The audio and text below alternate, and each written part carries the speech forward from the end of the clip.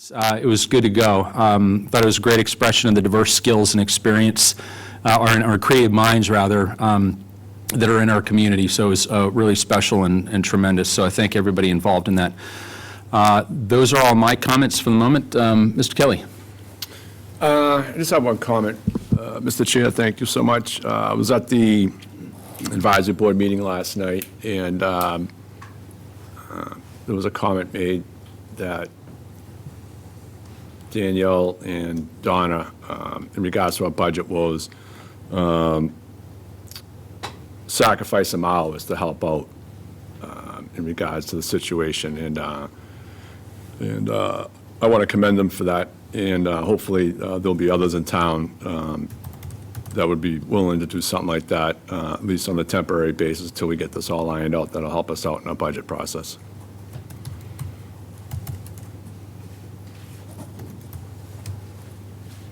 Great. Anything else? No, that's it, sir. Okay. Thank you very much, Mr. Kelly. All right, next up, interim town administrator's report. Mr. Moran. Nothing to report. I think there's a lot that I'll be involved in discussing this evening, and you've got me on the agenda for a couple of other things, so I'll defer till then. Thank you, Mr. Chair. Will do. Thank you, Mr. Moran. Okay, next up, we'll do public comments. Just a quick comment about public comments. So, is some people that are watching and or that are here probably know from the last time. One of the things I'd like to do, well, wouldn't like to do that, I will do, is be very, very disciplined about how we conduct our meetings, in the sense that public comments, I absolutely think that they're amazing. I think it's great. I think it's a wonderful opportunity. But if there are any members of the public that do want to speak, that is the time to speak during public comment period. Anybody else that we ask to speak will be asked to speak on a specific agenda item. So I mean that with all due respect. It's not that I don't care or don't want to hear from anybody. But quite frankly, it's just to make sure that we keep a certain discipline to the meetings. I very much obviously value everybody's opinion and input, but I encourage folks that do have something to contribute, especially in regards to items on the agenda, please stand up there and give us your opinion, give us your thoughts. I very much like to hear them. So with that, it looks like we have two people signed up for public comment. We'll start with Mr. Gibson.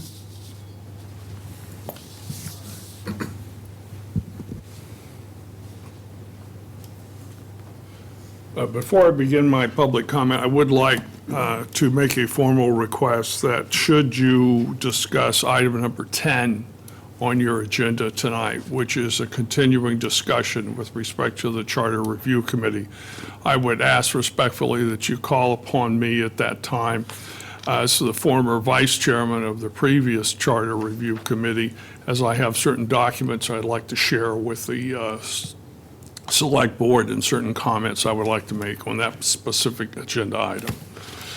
All right. So I wish to address agenda item number 5, Don Gibson, 815 Union Street.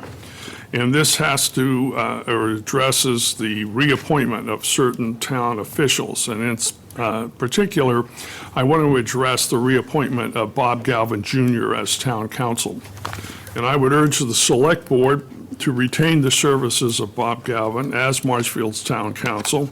And I make this request of you first as a former town moderator for 6 years, where I relied on Bob's sound advice and judgment prior to and during the town meeting on many occasions when I had to resolve disputes involving town meeting members, to determine if a proposed amendment was legal or within the scope of an article, or how to respond to many other procedural questions. As all of us know, Marshfield town meeting is not for the faint of heart. He was calm and thoughtful when advising me as to what actions I could take, and equally important, what actions I could not take in accordance with the town charter, Massachusetts statutes, and the case law of the Commonwealth. Secondly, I urge you to retain him as town council, and I make this as a trial lawyer with 50 years of litigation experience. in light of his litigation experience and his rate of success when appearing before the appellate courts, administrative boards, commissions, agencies of this Commonwealth. He's argued 26 cases in the Massachusetts Appeals Court and 6 cases at least in the Massachusetts Supreme Judicial Court, which are the highest appellate courts, state appellate courts. Thank you, Mr. Gibson. Sorry to cut you off, but we're gonna stick to the 2-minute time limit. All right, well, then I have a document that I would like to pass out to you or share with you since I'm being cut off. And this is a copy of his curriculum vitae. I have one for each of you. I would certainly ask all of you to be thoroughly familiar with it before you discuss him. One for you as well. Thank you. And I do hope that you will extend the same courtesy to me when we get to charter review that was extended to Pam Keith as a private citizen by Mr. Kelly to discuss the effect of the votes on the various warrant articles with respect to the overrides at town meeting. Thank you, Mr. Gibson. Next up on the list is William Early. You got it? Yes, William Early, 108 Cross Street in Marshfield. 2 items, I have to talk quick. The first is the town administrator. It's really disappointing that over a year has gone by and we haven't been able to come up with one town administrator. And in my opinion, a town administrator needs good department heads, police, fire, building, DPW, and also the departments here in the town hall. In addition, they need to rely on an experienced town council. And Bob Galvin has been our town council for over a decade. And when you look at the situation, and we're looking for a town administrator, we need to bring in a town administrator that has a full house of people that they can rely on from day one, and people that have experience. And Bob Galvin has shown that over the last decade plus. Any town administrator would feel fortunate to have Bob Galvin. And there may be people out there that will criticize Bob, and maybe it's over the MBTA, but we all have to remember that during the town meeting, Bob was an advocate about and recommended that the MBTA bylaws be adopted. Okay?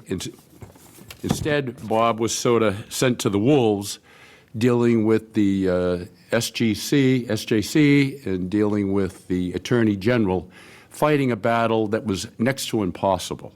But Bob put together solid arguments for Marshfield to succeed or attempt to succeed in that matter. The problems in Marshfield are not legal problems. Mr. Early, I'm sorry to cut you off, but thank you.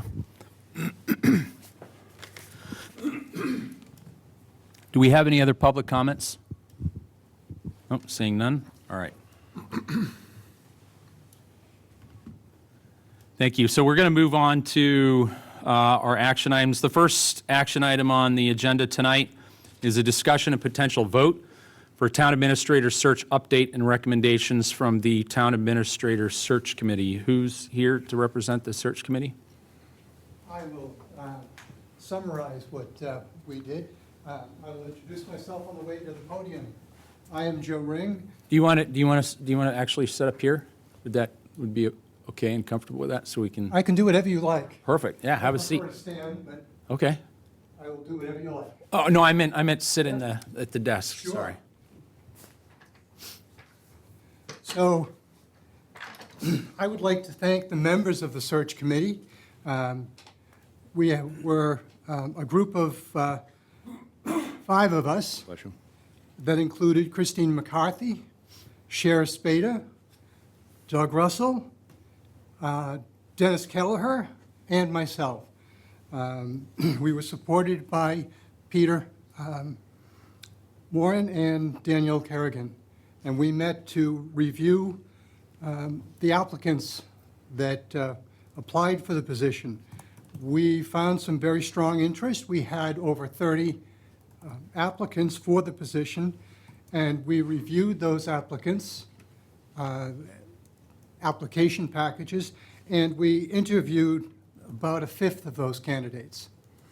And we asked them questions that we thought were important to the town, and we evaluated them, we evaluated the candidates based on their response to those questions. With that, I am very pleased that we can pass on 4 candidates that we think would be good individually. Now, it's your chore to identify the candidate that you would like to hire in the end. So with that, we're going to present Peter Caruso, Edward Ted Langill, Daniel Riviello, and Mark Strange.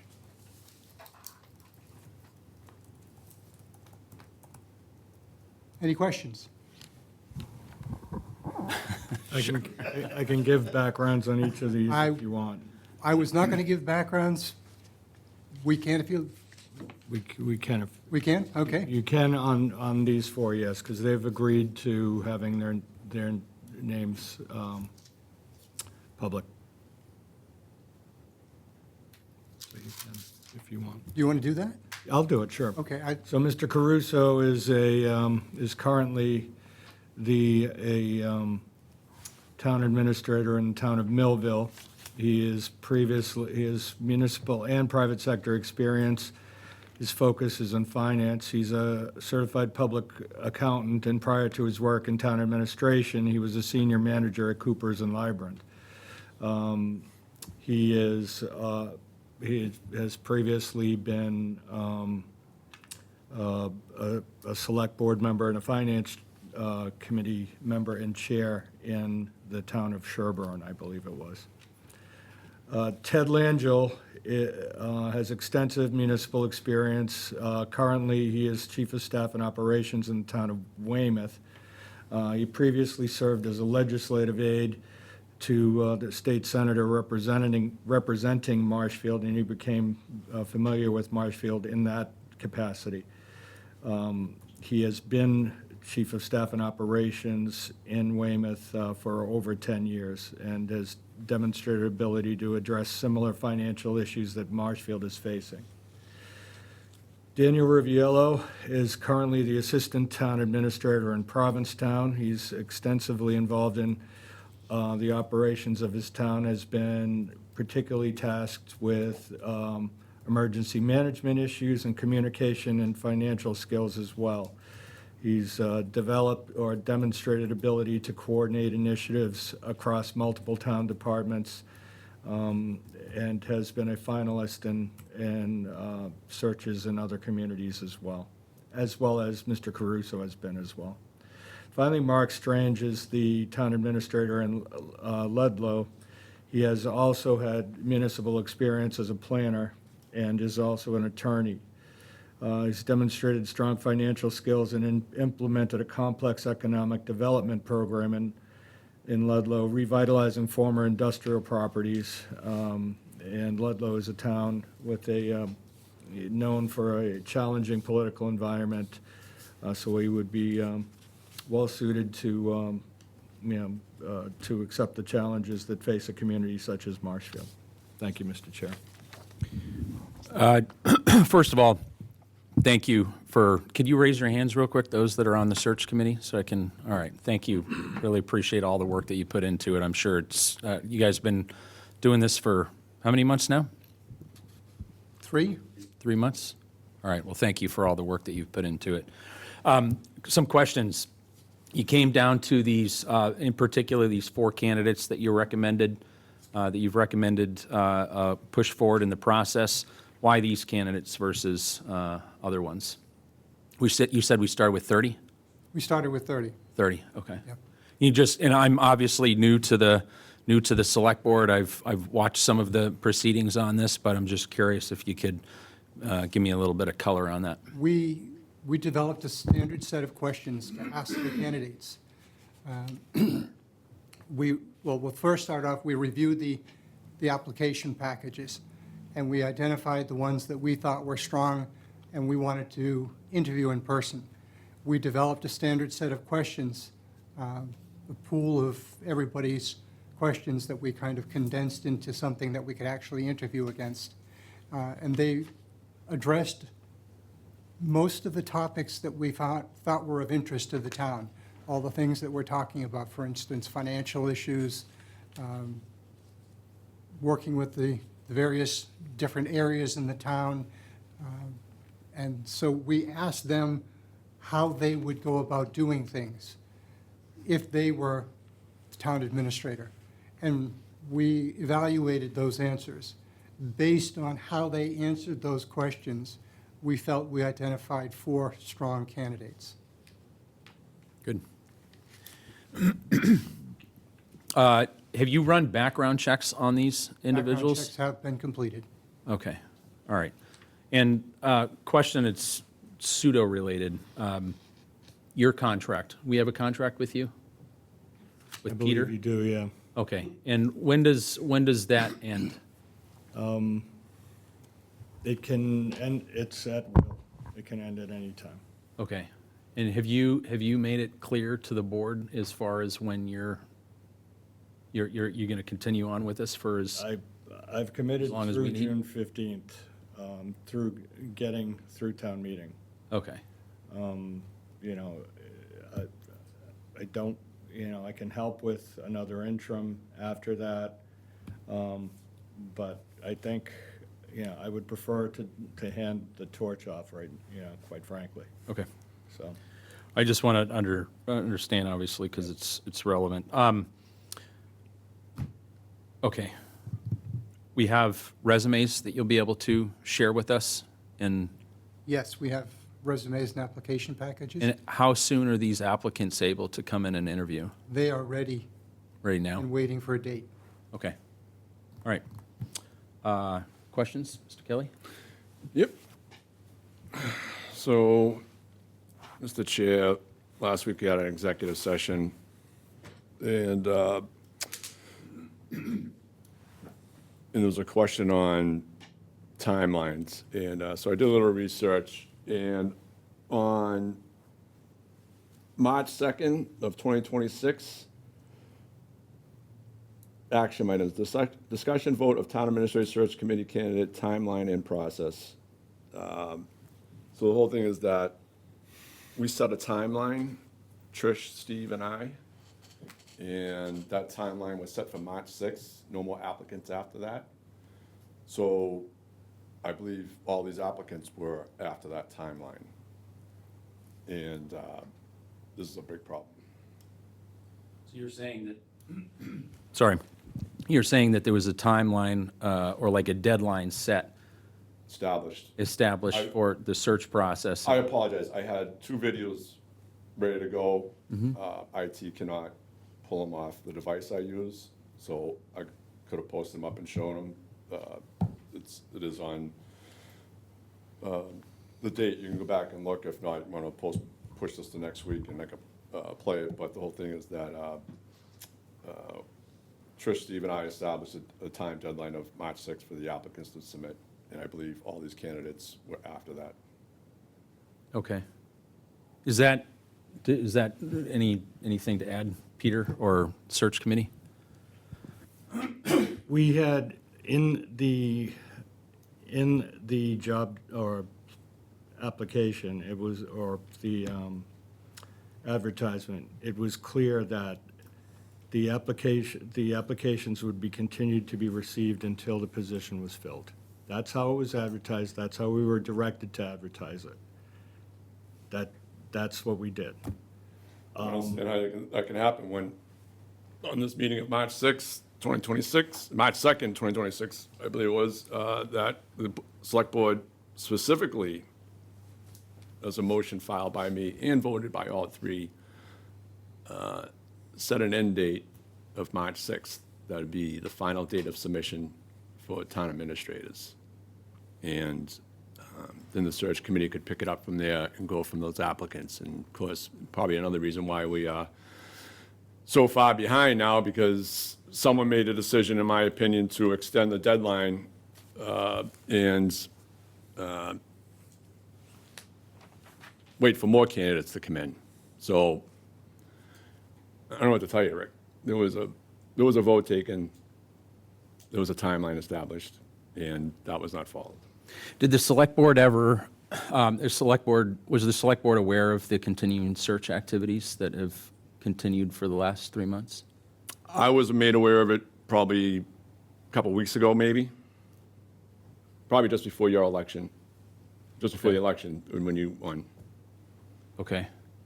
Was there any, There was conversation with Chairman Kelly during a Department of Public Works negotiation between myself, at the time Chairman Kelly, and Danielle Kerrigan, informing him that we were continuing the process, and he had no objections to it. okay, and were the search committee meetings, and I should probably know this, but, so I apologize if I don't, or that I don't.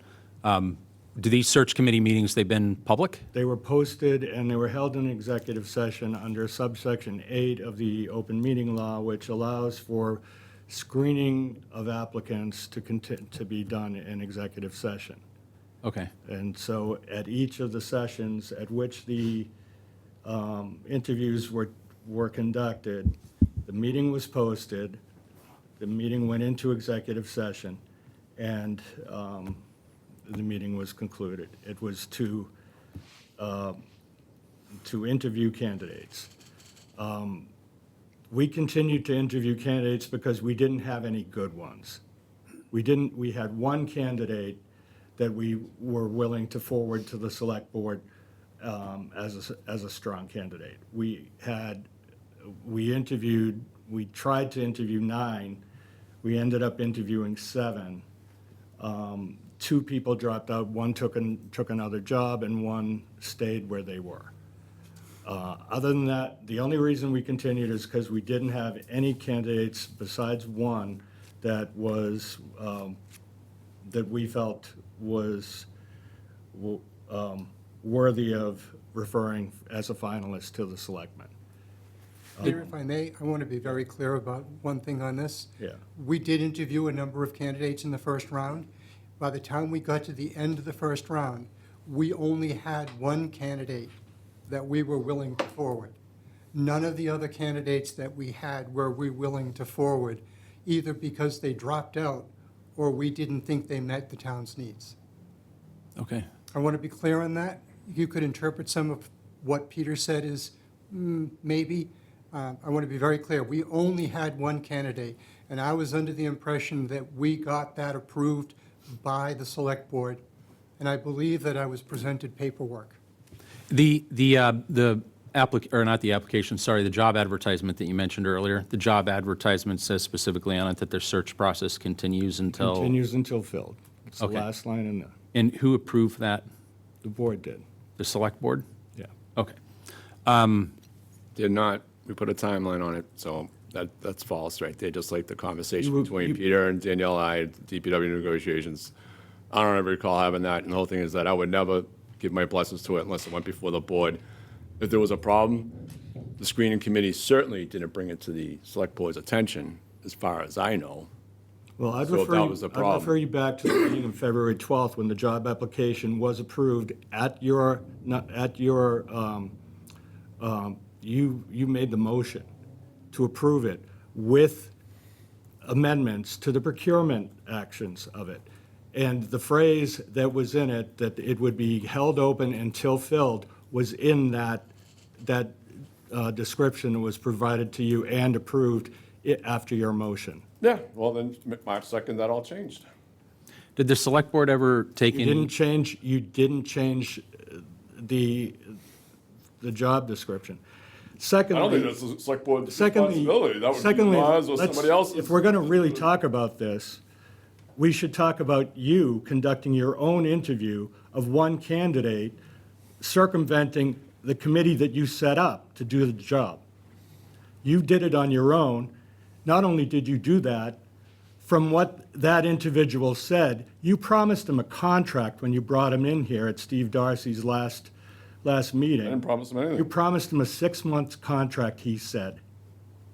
I You promised him, you I said. didn't promise him anything. He came in He's the one- saying he's it the was a one- done deal. You ran your own search independent of the committee that was set up and established. So if you want to talk about improprieties in the search, you should fess up to that. There's no improprieties. It's an I had full absolute access, I had full impropriety. access, I had full access to everybody's file. It doesn't I I give can you reach the out and authority. contact whoever I want. You did not have the contract. authority to conduct interviews on your own. That is Who made, unethical. who made that decision? It's, the board did, when they No, they set up a didn't. search committee, they certainly did. They gave you access to the No, applications. we so gave that ourselves access to it, so we can go out The and at least board, contact the them. board voted for access to the applications, not so that you could do your own There was no interviews, stipulation saying we so couldn't that reach you- out to them. You set No, up a there wasn't. committee, yes? Can we pause? Can we Set up pause? a committee. Wait, That doesn't necessarily mean we have to take the Gentlemen. committee's considerations into account. Gentlemen, We point- had full access to, we had full access. to Gentlemen. everything. So if the committee came up with people that we You didn't like, circumvented the or they search skipped on somebody, Gentlemen, we had the please. ability to call them in. Please. You circumvented the Please, process. a question. Was there ever any action taken by, you said March 2nd was that meeting? Or the? Yeah, the select board meeting in regards to establishing the timeline, an end date in regards to the applications being submitted. Okay, and the search process continued publicly, correct? In posted meetings that nobody talked to me about stopping. Okay, understood. I So didn't even know anything about them, to be honest with you. They were posted. They may have been posted. was there ever any official action taken by the select board to discontinue the search? Nope.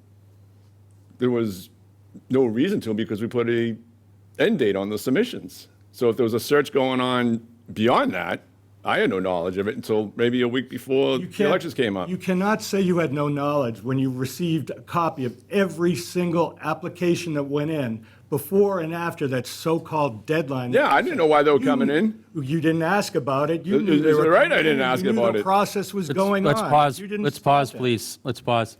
Mr. Chair, may I make a comment, please? Go ahead. At the day that I'm going to call him the candidate, I hope you don't mind, was called in to interview, if you will, and discuss potential interim town manager position. The day of that meeting, I represented the committee, and I expressed my concern about that process, that we were circumvented, and I said, we are asking, what are we supposed to be doing? We have somebody who's interceded and brought in a candidate who admitted that he was offered a 6-month interim position.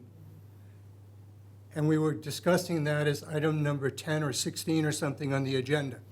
And I raised concern. I have not received any comment to date. So if there is hanky-panky going on, I know where to look. Okay, You look at the wrong person, and there was no offer made by me. so I'd like to make, just, so we need to time out here for a second.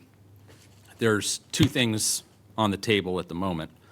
Only one of them is on the agenda right now for discussion, and that's the recommendations of the search committee. Mr. Kelly has raised questions in regards to the process. Heard some discussion from Mr. Moore and from yourself, sir, on the process as well. So clearly, the process needs to be heard, right, and needs to be discussed. However, the agenda item on the item on the agenda tonight is to discuss the TA search process and the recommendations of the committee. You've brought forward 4 individuals. You're recommending those individuals come before the select board for interviews. My concern is a whole bunch of things, right? Is number one, we've been without a permanent town administrator for over a year. That's the most obvious one, right? And as Mr. Kelly, I think even as you acknowledged during our meeting on May 11th, when there was a citizen's petition that was brought forward in regards to the town administrator search process, it's been an issue, and it's been a failure on the select board, not saying one particular person, but just it's been a failure, and we need to move it forward as a town and fill that position as soon as we can with the right qualified candidate. With that being said, finding good candidates is very, very, very difficult to do. I literally do it all day long, every day, and I've been doing it for 25-plus years in my career, and especially finding people of this kind of caliber. You don't find them quickly, you don't find them easily, and you can also quickly scare them off, and then trying to research your process can, in fact, you can be hampered by that and wind up in similar situations. So what I'd like to do is move on. If there's 4 candidates that are being recommended by the search committee, I see no reason why not to interview them, and to then to determine from there whether one of them is the candidate that we want to press forward with a potential offer. I'd like to make a motion and move that the board vote to accept the recommendation of the TA search committee and schedule in-person interviews with the finalists as soon as possible within the next 2 to 3 weeks. I have a second. We're going to have a discussion. And then we're going to have a discussion. Yeah. I'll second it. Okay. Any discussion? Yes. I would request that, you add Jim Creedler to that list, Okay. and I'll move along with it. Is there, I know that you guys have your opinions, but the select board also has their opinions too. And I think that the select board is entitled to request that additional individuals at this time, while we're sitting here tonight, have that opportunity. I'm willing to give Mr. Creedler a fair shot, just like I am the other 4 candidates. I've never talked to any of them. I don't know them. And so I have no reason to object to them and to the recommendations being put forward. I'd obviously ask, you'll be fair and impartial, I'm sure, to all 5 candidates. I think I'll do my best. I'll be honest with you, Rick. We said it. I never really paid attention to any of the candidates that came in after that. So I really never looked into them because I thought we had a date, and I was right. We did have a date. So, the whole thing is that we get the files, I'll look through them, and we'll go from there. We'll give them a fair shot. Yep. Look, it's my opinion. No, I'm sorry, there's no, sorry, we passed public comment. It was, my opinion is that I had 4 people lined up off that list of May 6th. Whether or not most of them either found a job, dropped out, or whatever, I don't know. So this is the unfortunate part, that this whole process seems very flawed in my opinion. But the whole thing is that for the sake of trying to move on, but also being fair to those who applied the names prior, that, in my opinion, that should have been given a shot. You want to add Jim Creedler into that list of candidates, and I'll move this along. Okay, so the 4, can you run through the names again? I'm sorry. So we can add I will this to run the through the motion. names. Yeah, please, go ahead. Peter Caruso, Peter, Edward, oh, I don't write that fast. Peter Caruso. Edward, Ted Langill. I can give you a piece of paper if you'd Is like. Ted part of his name, or is Ted the, Ted's his given, not his given name. He's known as Ted. He's oh, that's given- his nickname. Okay, that's what I meant. All right, so Edward Langle. And then who's the third? Daniel Revelio, Daniel. just to make sure you have the spelling and everything correctly, and Mark Strange. I would really like to be very clear, we have 4 very good candidates, and I don't believe that any of the other candidates in our pool we were even willing to recommend. You can do what you like. I personally am very insulted by Mr. Kelly's comment. He clearly said, and I'm going to take this whether you want to let me or not, he clearly said he had 4 candidates and he was going to move. Why waste my time? Speak into the microphone, please, so people at home can hear what you're saying. I am very insulted, and I want to be clear. Mr. Kelly said a few minutes ago that he had 4 candidates at the end of his magical window. There is no magical Don't window. waste my Stop time. lying. Don't waste my time giving me a task to do for the benefit of the town and then try to ignore it. What was put forth was the select board was going to get the You are so candidates. full of crap, I'm not- I'm speaking now. I'm speaking now. And don't say I'm full of crap. You're full of crap. All right? Gentlemen? The whole thing is that when the select, go back and watch the meetings, the motion was forward for the select board. Sir, I will sir, show you please, the power please. you deserve. We're going to move on. All right, I move that. Hold on, let me. No, let me go ahead, I'm finish up, sorry, you please. weren't finished Rick. talking. Go ahead. Go back and watch those meetings. The select board motioned to have all the candidates' resumes sent to us so we could see them for ourselves. That was done. February 12th. And so the whole thing is that when they were coming in, at least I was reviewing them all. And when I was reviewing them, at least 4 candidates out of all those came to my attention. Now, that doesn't mean, yeah, we put together a search committee, but the whole thing is that if the search committee didn't pick anybody out that caught our eye as a select board between Trish and Steve and I, that we could also put them in as well. So the search committee had a job to do, and they did it. And the whole thing is, but at the end of the day, regardless of what the search committee says, who's the one that makes the decisions at the end of the day? It's the select board. So I will say thank you for your time in doing it, but at the end of the day, we all know that the decision to be made, the final decision to be made, is by the select board. Thank you, Mr. Kelly. All right, move that the board vote to accept. I have just a point of order.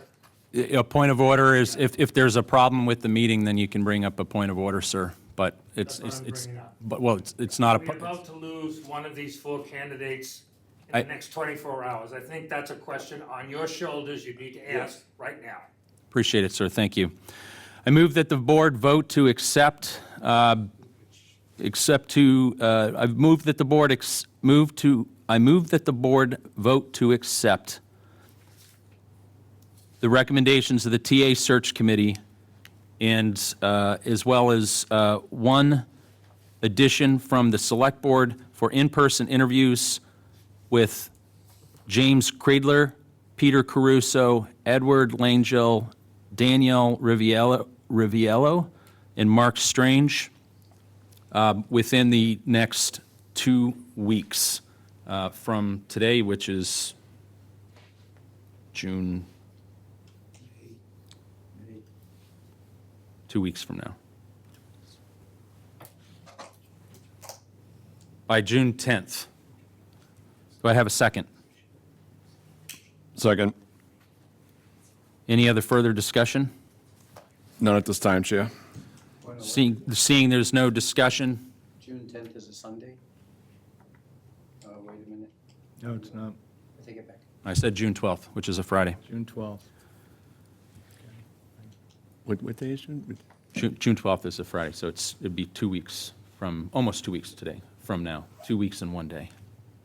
So next Friday is the 5th, the following Friday after is the 12th. So sometime in the next 2 weeks, we would, See all the candidates. is what correct. you're saying. Yep, do the interviews. Okay. Any other discussion? None. Seeing no discussion, all in favor, say aye. All right. Aye. That's motion passes 2-0. All right, moving on.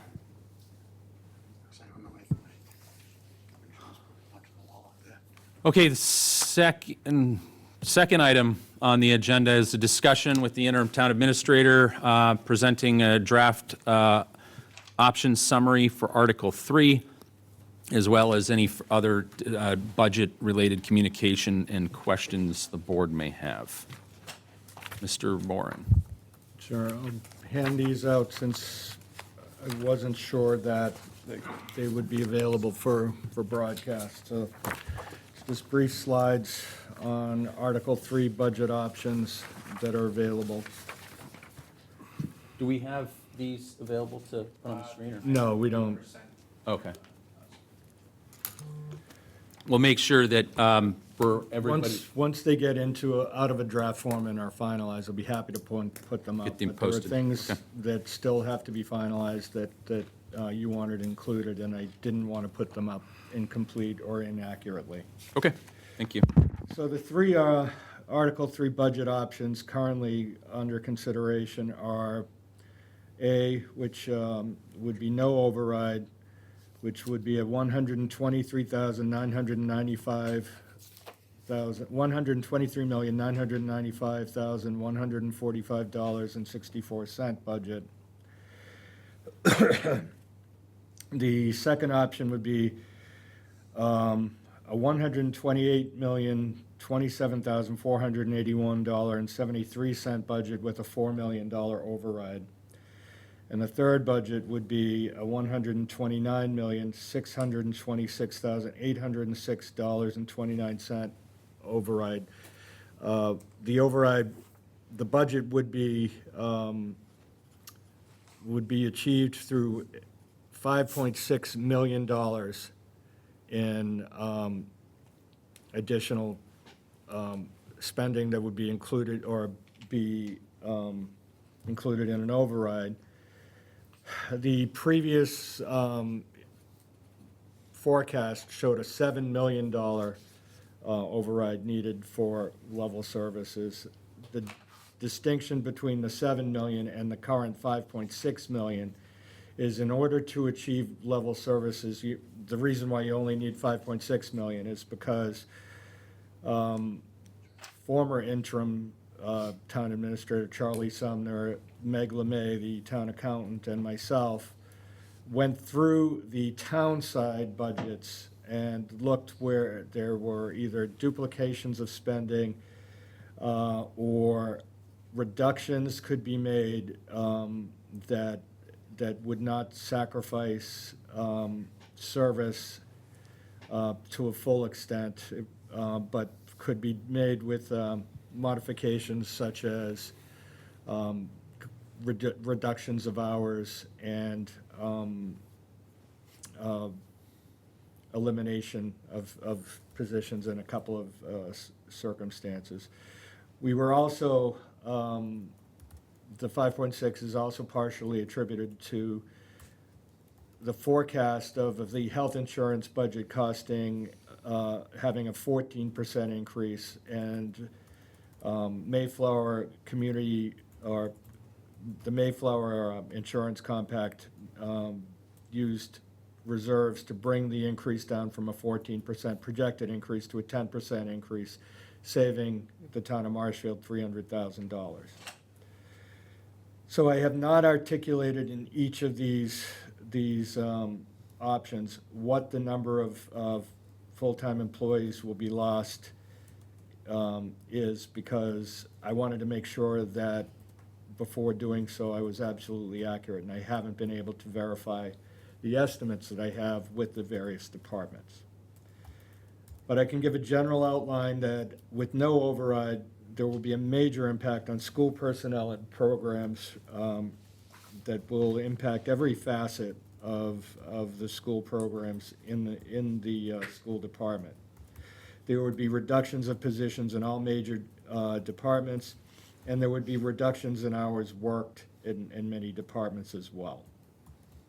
With a $4 million override, there would be still significant, though lesser, impacts on schools, reducing the number of layoffs that would be necessary. There would still be reduced positions and hours in major departments, and some reductions in hours in departments as well. And with the level services budget, the schools would be funded to their current level services. There would be some reductions due to economy in some departments, but there would be close to level service funding. There are a number of additional Do you mind if I stop and Yeah, you can just jump in ask you a wherever few you want. questions? So, okay, so first question is on 3C. It says 5.6 million. So the warrant right now says 7 million. The warrant says 7. Okay. What we are trying to identify is what a level services budget, at minimum, Yeah. would require. The 5.6 could get us to level services, generally speaking. Is that level services both within the town and within the schools? Yes, the schools would get to level services. The town, the reason why we're at 5.6 instead of 7 is because we went through town budgets and cut out as much as we possibly could without reducing services to a detrimental effect. We moved to part-time positions in a couple of departments rather than full-time positions. We've reduced hours there.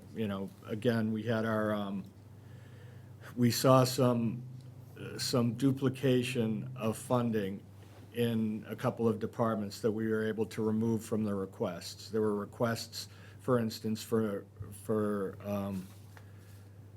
park maintenance and street paving that were already paid for in another part of the DPW budget. So there was a duplication of requests that didn't have to be funded. The 300,000 that I mentioned, we were able to cut out. And then in other departments within Town Hall, we reduced stipends that were non-union related, that are going to management personnel. We've reduced hours of work in some places, and in a couple of places, we reduced positions. So those would have minimal effect on service, but we'd be able to do it for less money. So with all those different changes, on the town side only, we were able to get to 5.6 million. So just some comments too, right, if you're okay with that, just a Sure. little bit of feedback. So it says some reductions in positions and departments. I think it's important. I intend to flesh that out. That we clarify, right, that if we're saying it's level service, that doesn't mean that we're laying somebody off in that. Right, No, that it it means we might be eliminating a position request. That, in some instances, we're eliminating a position request. In some instances, we're not going to fill an open position. an open position. Okay, all right. Yeah, I think And we, in some instances, we're going from full to part-time. okay. Yeah, I think those are pieces that we'll want to be careful Yeah. to notate, right? Because those are important differentiations. Right. In another question on the 5.6 million. So it's 5.6 million here, but in the warrant, it's in the warrant, it's 7 million. So when folks show up on June 15th, are they voting on 7 million, or are they voting on 5.6 million? They can, they can vote on 7 million, they can move to amend down to 5.6 and still get to level funding. There are reasons to vote for 7 million that I can articulate in the next slide, because there are a number of expenses that are reasonably foreseeable that are not covered by the 5.6 million right now, that we're going to have to come up with funds to cover. So level services assumes that there'd be no COLA increase, there'd be no What do you mean, no COLA increase? there'd be no collective bargaining. There's no money appropriated within the 5.6 million for any kind of collective bargaining. So no town employees get any raises, nothing, it's just everyone Correct. stays, It would okay. be, everyone would be at zero. Yep. All right, so, But going back to my, one more question, I thought that the only amendments that could be made to a budget article was by 10%. You can go any amount You can go down. any amount down. You can only go above. You can only go up, okay. 10%. That's Got it. our tradition. That's our All- tradition, or that's the law? Well, that's what it is. It is a tradition. We have traditionally allowed, our moderators Yeah. have allowed a deviation in a monetary article of up to 10%. But technically, by the letter of the law, you could There is allow- no law on this. So they're, okay, so it's It whatever. has to be within the scope of the article. It requires a judgment call in every circumstance. And how our moderators have defined within the scope of the article It can increase by up to 10%. It can go down by any amount. And who has the authority to set that rule? The moderator. Okay, so it's his decision, Yeah. his Positively. decision alone. The key is that the the warrant has to give notice and fair warning of something that is anticipated to be discussed at town meeting. And if you set a roof on the spending, you're giving that warning. If there's less than that's approved, that's okay. Okay, And so the 7 creates the roof. okay, so nobody could come along and say, I want to make it 10 million, They cannot. because the moderator would It would squash be beyond the that. scope of the article. Yeah, okay. But somebody could say, I want to reduce it from 7 million down to 5.6 million. Absolutely. Okay. Under the rules the moderator set, okay. In option 3B, as it's outlined here, Peter, it says reduced positions and hours. I guess same comment that I had on 3C. I can flesh, And the reason why I bring that up is because we had fire and police in here, and both of them said that there was 0 layoffs, or meaning existing positions that are filled.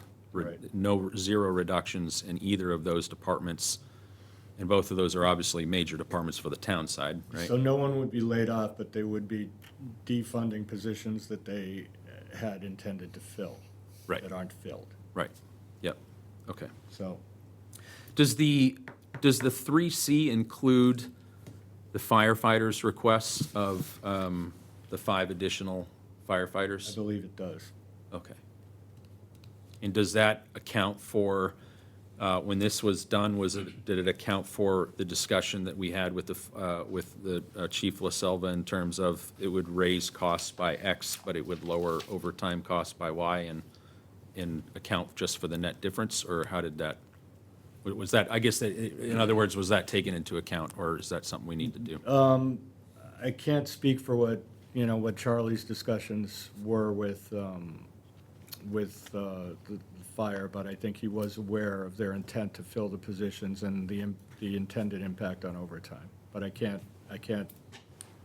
definitively speak about that. I was Okay. originally not supposed to be involved in the Understood. budget and the warrant, Yep. so I'm coming in a little bit late. Will you be able to get me an answer Yep. on that? Okay, perfect, thank you. And then on 3A, again, it says, same comment, right, about Yeah, reductions. I'll give you, definitive numbers when these slides go up, before Okay. these slides go up for your review. I guess my last comment on this slide is that Mr. Kelly brought up last time we met, that he thought that having the line item of total FTE layoffs was possibly, I don't know, creates bias in the review process. And I agreed that I'm fine with removing that line item, so I don't have an issue with that. If you, in other words, if you want to just take that off there, because it's, Oh, I think people are looking for what the exact impact is going to be. And I'm not trying to create bias, I'm trying to inform the voters so that they can make a decision, so that they know what they're voting on. I can get from the schools how many notices they sent out as a result of, pink slips that got sent out, as a result of what a no override budget would bring. And I can also say, this is what departments have identified. okay. I think that's fair to do. That's, I'm fine either way. The other item I wanted to comment on is the override impact on the average household per year. I will get that. I wanted to make sure that, you want to use a median, single-family house value rather than the mean value, just so that, we're. I think so, but the other thing is, I think we also need to provide, I don't know if it's too much trouble to do at this point in time, but some sort of an online calculator or something Yeah, to we say, can- here's the value of my house and I how would much rather does it mean provide, for me? yeah, the calculator's better. Okay. Than just having a static value that everyone uses, where they can plug in their value of their home and figure out what, what the impact is. I think we can arrange for that fairly quickly. Okay. I think that would be important, right? Because I don't want anybody to be misled either, No, I saying, don't- oh, well, Yeah. it says here, this is the number, and Right. turns out to be not the number for their house and the Right. impact on their family. Okay. I don't have any other questions on this slide. I don't know if, before we go on to the next slide, if you had any questions or comments. Like I said, my concern, I feel, between my motion at the time, is 3C. I do feel, like, as I told you before, that this is not a legit insertion into the warrant. It was never in there. Even with my motion, it was just to present, and we never opened the warrant. The select board never opened the warrant to insert it in there, so I have concerns in the legality of 3C. All right, next slide. Ms. Moran, thank you. So what is not included in the three options, any of the three options, are the following reasonably anticipated expenses. One, there's no funding put aside for collective bargaining agreements. A 1% COLA townwide for union employees is approximately $750,000. There's no funding put aside or identified for the South Shore Vocational Technical School construction. The override on that failed last year, so that would have to be appropriated. There's no funding for if there are future assessments related to additions in the student census for the South Shore Voc Tech. What does that mean? Can you, So that if we're in a situation where there's additional students, if a census shows that there's an additional students that are going to attend South Shore Voc Tech, we could incorporate that into next year's budget, but if something changed or there was an additional assessment related to our student assessment, we would have no money set aside from that. and we don't have a choice Yeah. at the present time. Okay, one thing just a quick comment, sorry to interrupt you mid-thought here, but as we put these items down, as we list these items down, I would just ask you to, this is all great, but just ask you to try to put it as much simple English around it as Sure. possible. You know what I mean? It's nothing, not making a negative comment about what you put together, just, No, that's fine. obviously, you do this all day long, and a lot of the people that are watching this meeting and people that will be at town meeting don't, right? So making it as simple to understand as possible would be important. All right, go ahead, sorry. So there's no funding for legal settlements. We just had an adverse outcome of an appeal at the SJC that could, that is going to cost the town well over $1 million. There's no funding for that. And there'd be no additional levy capacity added without with a $5.6 million override for any of this for that legal settlement. There's nothing in the 5.6 or the 4 million or the zero override that would cover that. Additionally, there's no inflation buffer. When the budget, when the revenue projections and the expenditure projections were made, there was inflation was moving at a slower pace. It was prior to the initiation of the Gulf War that we're currently in, and its impact on the cost of utilities and on gasoline and fuel is not fully incorporated into any of these budgets. So a $7 million override would provide an additional $1.4 million towards these expenses. So if you don't amend it down to 5.6, over the original 7, 1.4 million would provide a buffer and some budgetary flexibility that you don't have under the other the other options that are currently before you.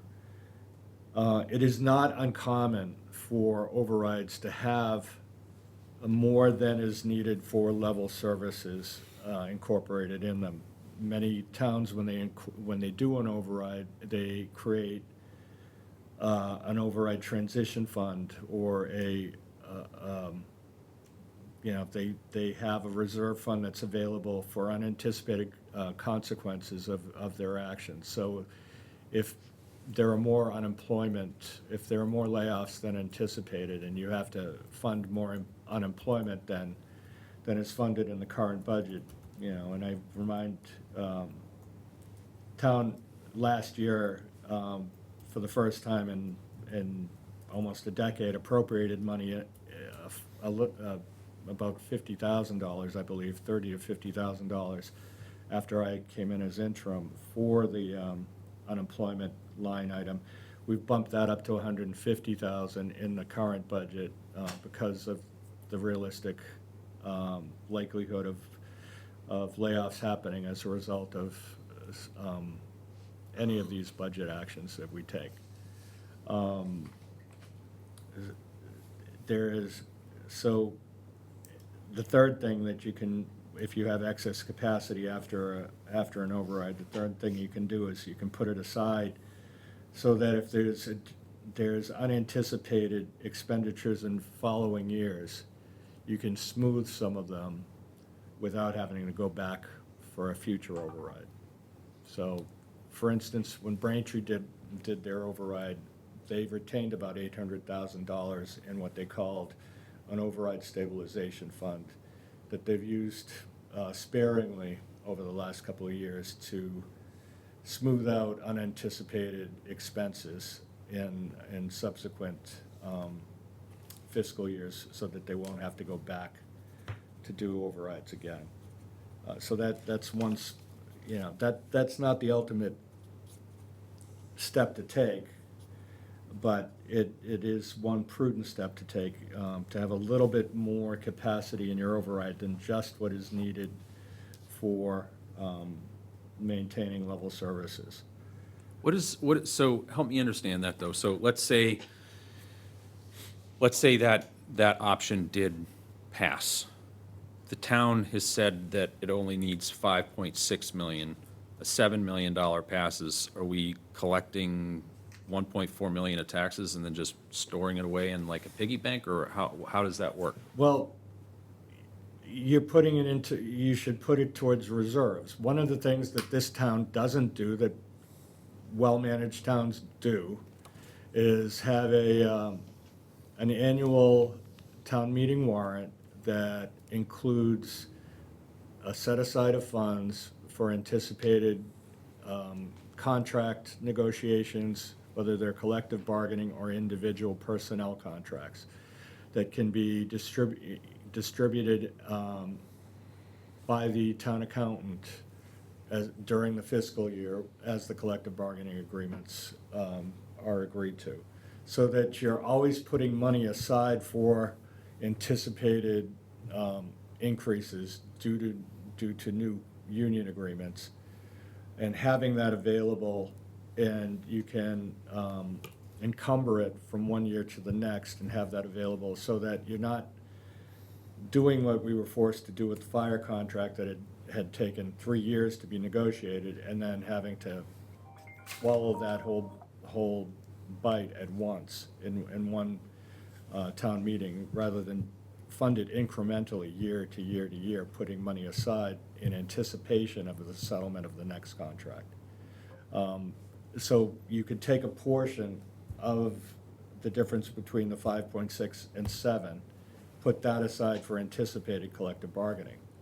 You could use it for unanticipated costs or consequences of changes that you've made to personnel, or you can use it in future years to smooth the transition to going back into living within your means. So, How do you prevent a $1.4 million capacity, right, that it creates, how do you prevent that from turning into like a slush fund, right, that the select board just sort of uses for whatever it want? How does it, Because it's not, it would be in excess capacity. It could either, if it's excess revenue that is generated, it would be similar to surplus revenue that more than revenue that was anticipated, say, from excise taxes. What you say that you projected that you'd get 40 million in excise tax revenue and you got 41.4. That flows to free cash. So if. which needs the approval of town meeting Which to needs, spend? yeah, would have to be approved by town meeting to spend. It wouldn't go automatically to any kind of a. So it can't be that there's 1.4 million sitting there and, I don't know, whatever department says, hey, No, it we would got have 1 to- point, it- we're gonna go the overspend. The and- expenditure of it would be under the purview of town meeting, So town meeting would have to approve it before it's even spent? correct. Okay. But they'd have additional capacity that they don't have now. One other question for you while we're just on this topic is I've heard of towns doing, when these override options in the cases where they have passed, many towns they have not passed, but where they have passed, that there's been pledges that have been made, Yep. where like a commitment that the town is not going to ever go and do that again for whatever period of time. Can you help me understand what that is? Sure. So in two communities where I've seen that work, both in Norwell and Braintree, what is done is you identify once there's a decision made on the override, either to adopt it or not, you make the corrections accordingly. You either get the infusion of new tax revenue in to fund, to fund services, or you make the reductions to meet the new, to live within what you have without the override. At that point, your next step has to be to do a revenue forecast and figure out what is reasonably anticipated to be your revenue, your 2.5% plus new growth that is sustainable over the next 5 years. So you want to identify a rate of growth that you think is sustainable over the next 5 years. In Braintree, they identified revenue at about a 2.83% rate per year, 2.5 plus new growth, conservative estimate of new growth. Then you identify your expenses, your projected expenses, looking at your collective bargaining, your growth in your insurance rates, your pension assessments, and so forth. And you identify what the gap is between your revenues and your expenses. And so each fiscal year, you start knowing, what that gap is, and that you have a responsibility to address that gap either through growth of your revenue stream or by reductions in spending. So for instance, Tuesday evening, Braintree Town Council passed its budget, okay? With the projected 2.8% in growth, there's a projected 3.4% increase in spending coming because of a collective bargaining agreements that have been agreed to thus far. So there's a gap between that of I believe it was $2.3 million that we're starting our new fiscal year knowing we're going to be in the hole for that. So we either have to grow, we have to find $2 million in growth, or we're going to have to cut spending to accommodate what we think reasonable growth is going to be to meet our goal. So that everyone is operating under the same assumptions and works accordingly. That, the goal is to only grow by 2.8%. If you're growing by more, we've got to have a serious conversation about it because we know we're not going to have the money. So either, so we've got to have new economic development. We've got to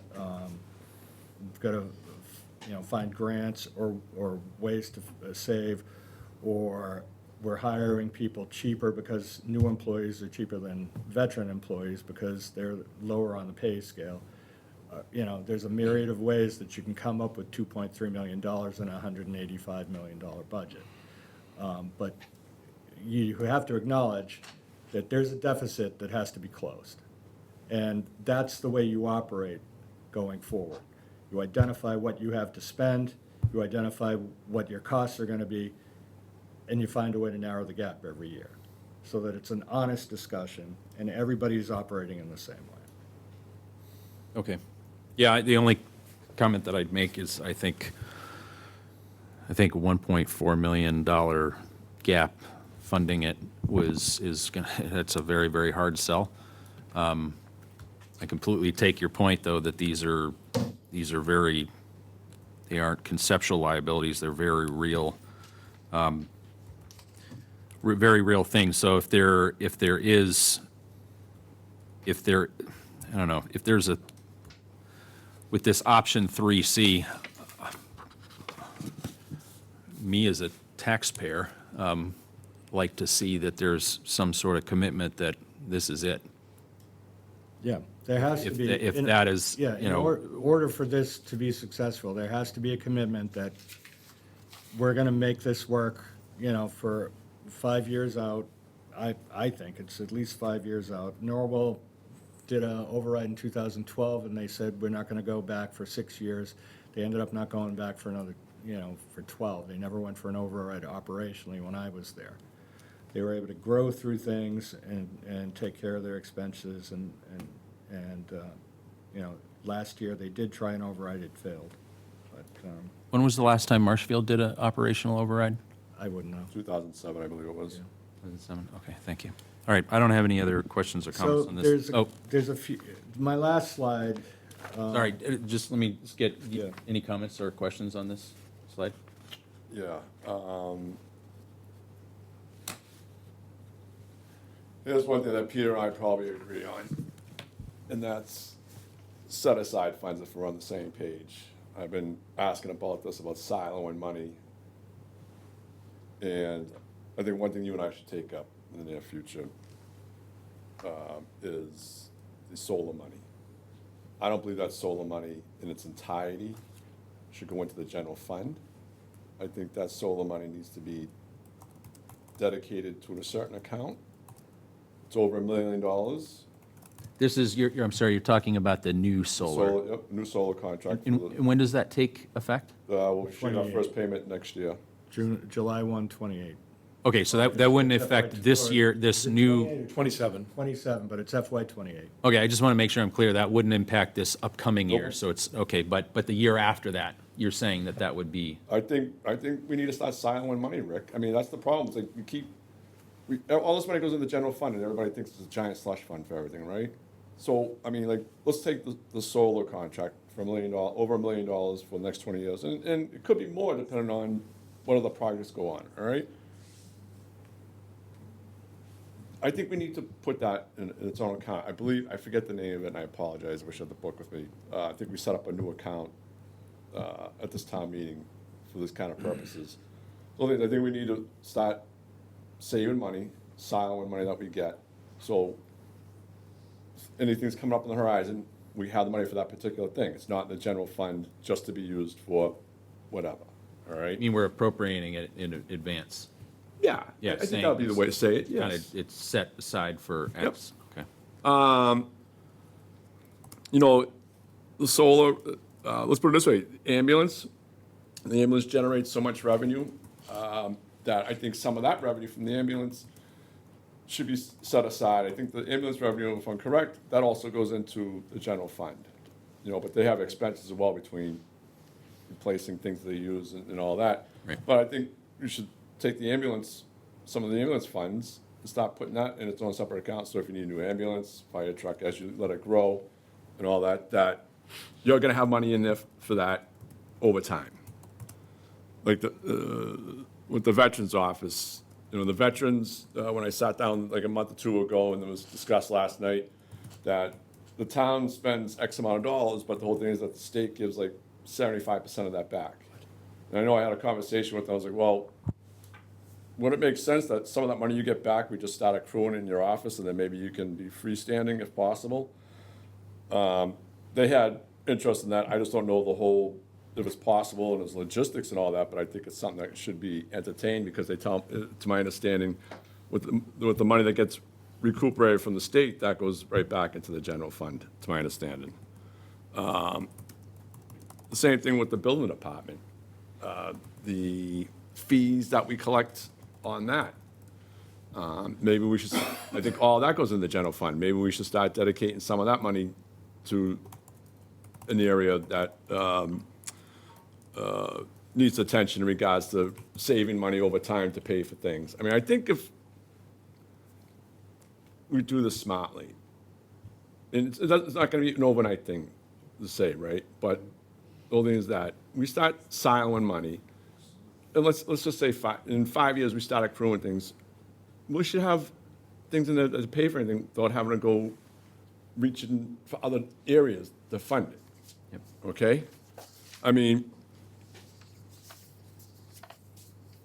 Peter brought up the growth, and all that and everything, and that's been the whole growing your community and all that. That's been talked about many people and all that.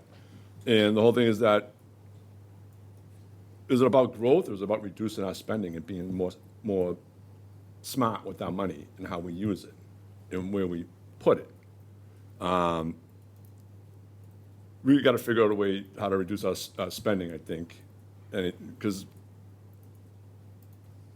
I've lived here for almost 20 years. I don't know how long you've been here before. In my short time here, living here, I've seen a lot of growth come in and all that. But, I moved here for a couple of reasons. One of them was that the town, get that town feel and all that, but we're slowly losing that. And I don't think we should have to sacrifice that because of piss-poor practices in the past in regards to spending to make up for the issues of today and maybe tomorrow. And Peter brings up the grants. Now, yeah, the grants are good, but also the thing is that grants also come with an expense because in my scene with the grants, you apply for a grant, but then the town has to cover 10, 20% of it, 25% maybe, in regards to getting those grants. So you're already costing town money. Yeah, you get more, but you're already costing the town. And depending on what it is, you could be talking hundreds of thousands of dollars as well. So, I mean, grants are a nice tool, but only if you have the money. I know, and I appreciate Peter's honesty on this in regards to Braintree, but that's a concern to me is that Braintree already knows, they're approved a budget, but they already know that they're in a deficit, to my understanding, going through it. And the whole thing is, It wasn't a deficit, but it's projected that if we don't grow to a certain extent, next year we would have a deficit. Our budget was balanced and had, all right, so next year's budget you're talking about. yeah, but we know what we have to do to make sure that we're balanced in FY All right. '28. You're saying Down to the penny, we know what we have to do. you're saying you forecasted a deficit in the Forecasted future, and you're deficit telling in the all your future, and departments we're gonna take figure action out. to make sure that we're not gonna do it, Okay. What happened here was you were running on your credit card. For your last several years. You were like funding operational, operational positions out of non-recurring revenue sources. That's like the first rule that you don't break. And, that was the first thing we had to fix last year. You don't have adequate reserves. You had a negative overlay so that if somebody had a bad tax assessment and went to the appellate tax board and found out that the value of their property was less than they were taxed for, the town would have to go somewhere and find funds because they didn't put enough money aside for appeals of valuations. I've never seen that before, anywhere I've been, where you didn't have anything set aside for those. We're correcting that in this budget. But it's going to take time, and it's going to have to take strategy and adherence to good practices to get out of it. Just passing an override isn't going to be enough to put you on the right path. If it passes, you get to catch your breath. But then you got to take corrective action and and do the things that you need to do so that you're not back there in a year or two. If it doesn't pass, you have to take corrective action. And you won't be catching your breath, you'll be scrambling, but you'll take corrective action, and then you'll have to figure out, how do we get back to where we want to be, and have to plan accordingly that way. But either way, the town has to take its medicine. Right, right. Nope, completely agree. And I like your idea, too, of we should have a future discussion on allocating, like, especially where we have, like, the solar, you have a big, that's a pretty sizable chunk. No, it is. I Sure. mean, Rick, Because there are some of those liabilities we just talked about, which are going to be major, too, and having an idea of, as opposed to just throwing them in the general fund, would be interesting to discuss. I think that's been the problem all along, is that a lot of these funds are just being thrown in the general fund. And like Peter said, it's just been bad over the years in regards to how this town's been operating. And the whole thing is that I think if we start siloing some of these funds to certain areas, I think it'll be a step in the right direction, I'm interested in Peter's idea I brought up at the advisory board meeting last night in regards to collective bargaining agreements, set-asides. I just don't know if that opens up something that you can't put away. And I think that needs to come into further discussion in regards to doing that. It's almost like saying you put money aside and is money, but salaries is one thing, but if you go through the contracts, there's other things in there that are expensive and expenses, and the whole thing is, I'm sure they'll be looking at that, so how do you find those and everything? I don't know. It would be interesting what Peter brought in regards to set-asides for CVAs, but I just don't know if you could ever fully fund it, and if you do. Not talking about fully funded, I'm talking about, providing a bit of a buffer, so that even if you only put $100,000 a year aside, okay, and knowing that a point townwide is 750, 1% is 750. If you only put $100,000 aside every year, if you let it, if you do it, that's 300 that you'd have over 3 years. So you're only, if you had a 1% contract increase in that year, you still have to make up half of it going forward. So you're not gonna tie up a lot of money, but you'll mitigate the impact of a 3-year settlement and having to bite off all of that at once. It's just a much better way of planning it. Yeah, because when the firefighters thing was brought up, the issue, Rick, was that firefighters were out of contract for 2.5 years roughly, and everything I was hearing was that, especially from the labor attorney, is that the firefighters and the police are pretty much with was it JLMC? Is that the name of it, Peter? We were in the JLMC. So the whole thing is that they look at the firefighters and police at equals.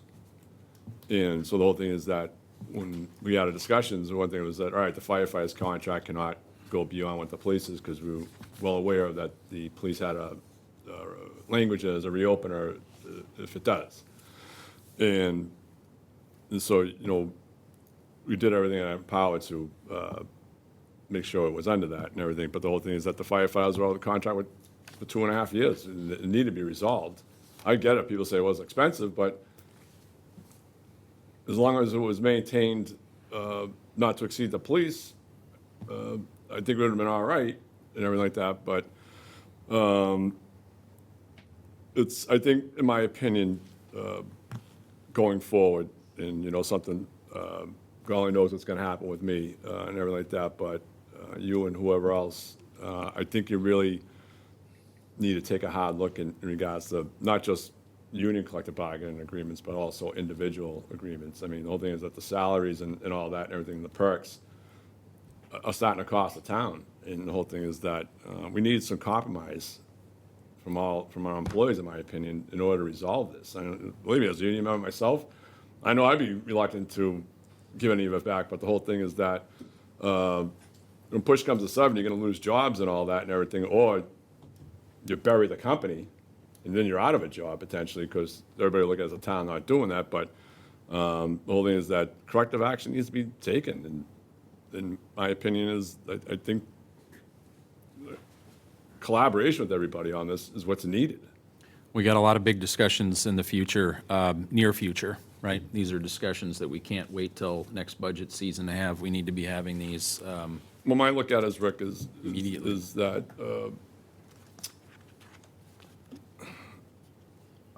what Danielle and Donna did, if anybody else has stepped up in everything, and I don't know about it, I apologize, but if they stepped up and said, hey, we're going to give X amount of hours back to help out, those are the kind of things we need, but I think we need more relief than that in order to get over this hump, in my opinion. Thank you. All right. Excuse me, point of privilege. Point of privilege? Griffin, 89 Beach Street, Capital Budget Chairman. I would like to make a comment Sorry. under those rules. Yeah, sorry, we're not taking any more, sorry, we're not taking any more comments. We had public comment period earlier, Mr. Griffin.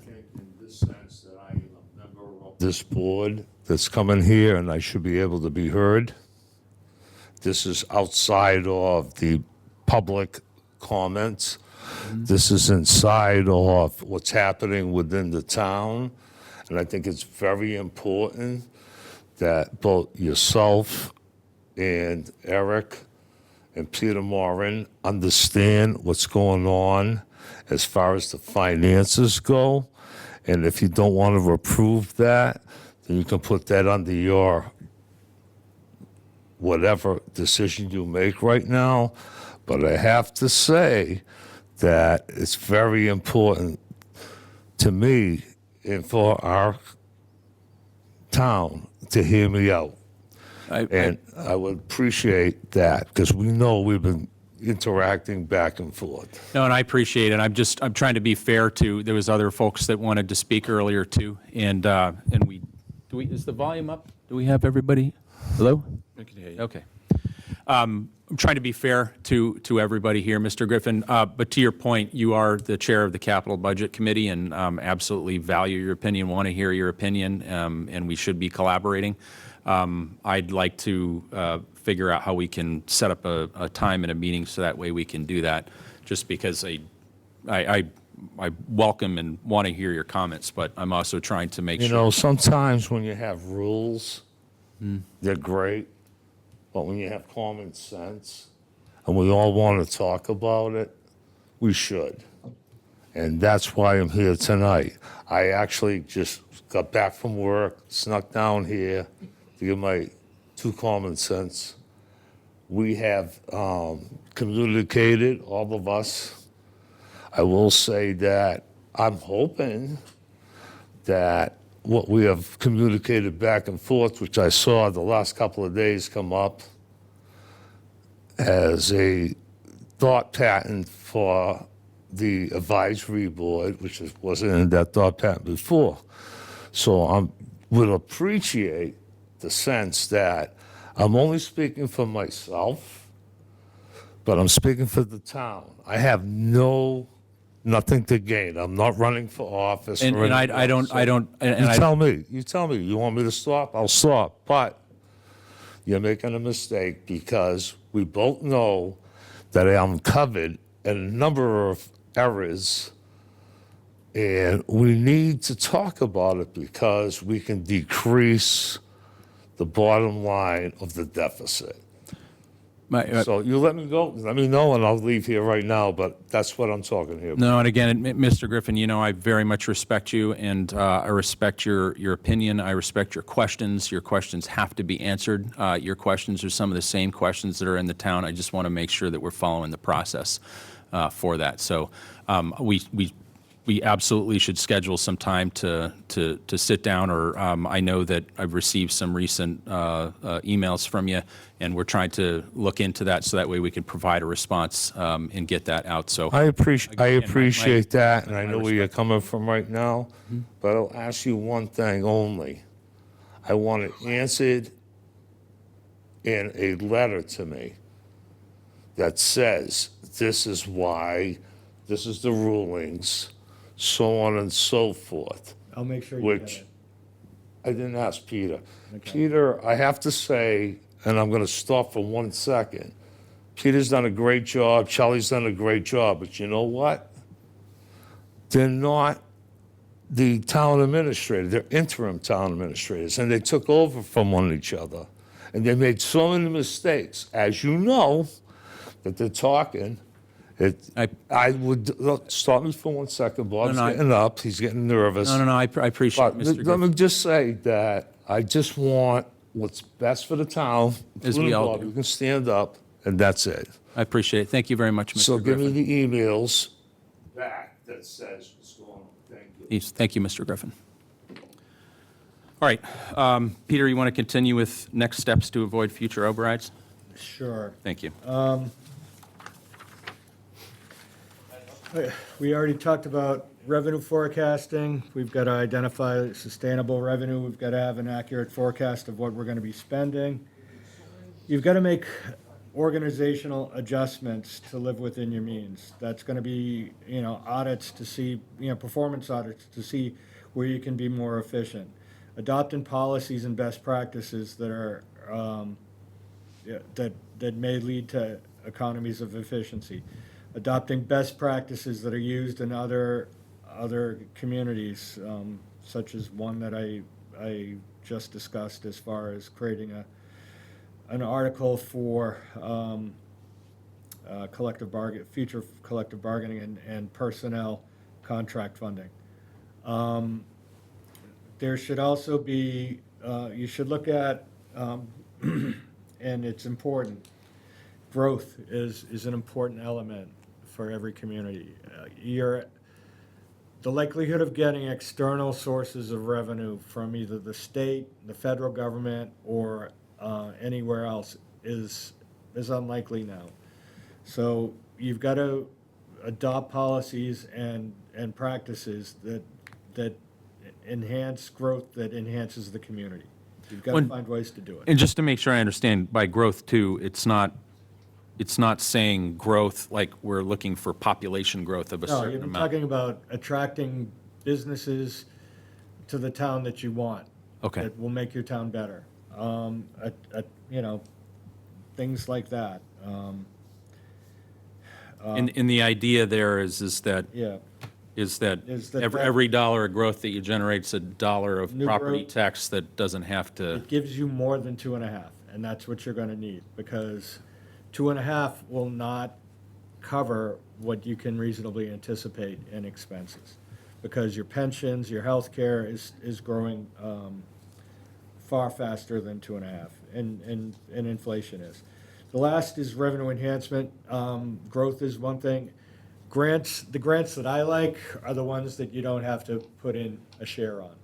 My favorite grants are the community compact grants that you give an idea or an initiative to the governor's office, to Sean Cronin in the Division of Local Services, and say, give me $25,000 to look at how I can consolidate finance departments or facilities departments between town and school, or just things like that. Using green community grants, which again are fully 100%, you don't have to put anything into it. If you're a green community, which Marshfield is, you can get money for energy reduction efforts, changing the lighting in a parking lot to make it more efficient, things like that. Getting those in. And third is possible additional revenue beyond the $1 million for the solar. There's a possibility of that. There's a couple of things, there's 3 more things that I think should be part of your overall strategic plan going forward. Yeah. No, I'm sorry. Yeah, you're right. Yeah. I was Just one I was more. moving on. Sorry, go ahead. Don't fund operations that are No, non-recurring. I'm just going to let Eric ask any questions or. Yeah, I mean, Peter brought up 2 points that I meant to bring up, and I'm glad he highlighted them, and they are big expenses, and that's the pensions. I think that's another thing that we as a select board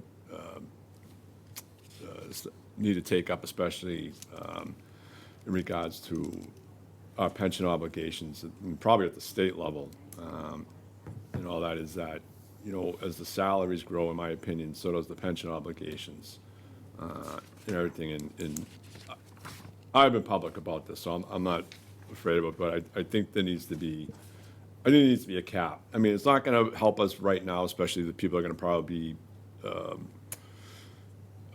already part of the plan, but the whole thing is that I think there needs to be discussion on capping the pensions, because it's just unsustainable, especially at the rate of salaries that are going right now and everything, and that's a big one that needs to be addressed, and that, I believe that requires legislative process as well and approval.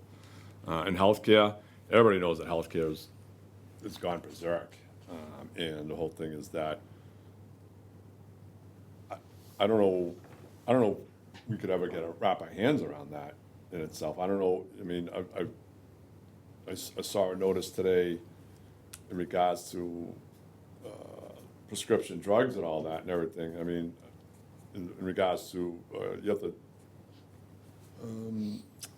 use alternates instead of like the mainline name brand ones, I guess, that will be the savings and all that. But I mean, the healthcare part, I think that's a collaboration between the select board and all the employees in town, if they have representatives of what that, and even, you know, what is it, even like the representatives of all the unions and everything.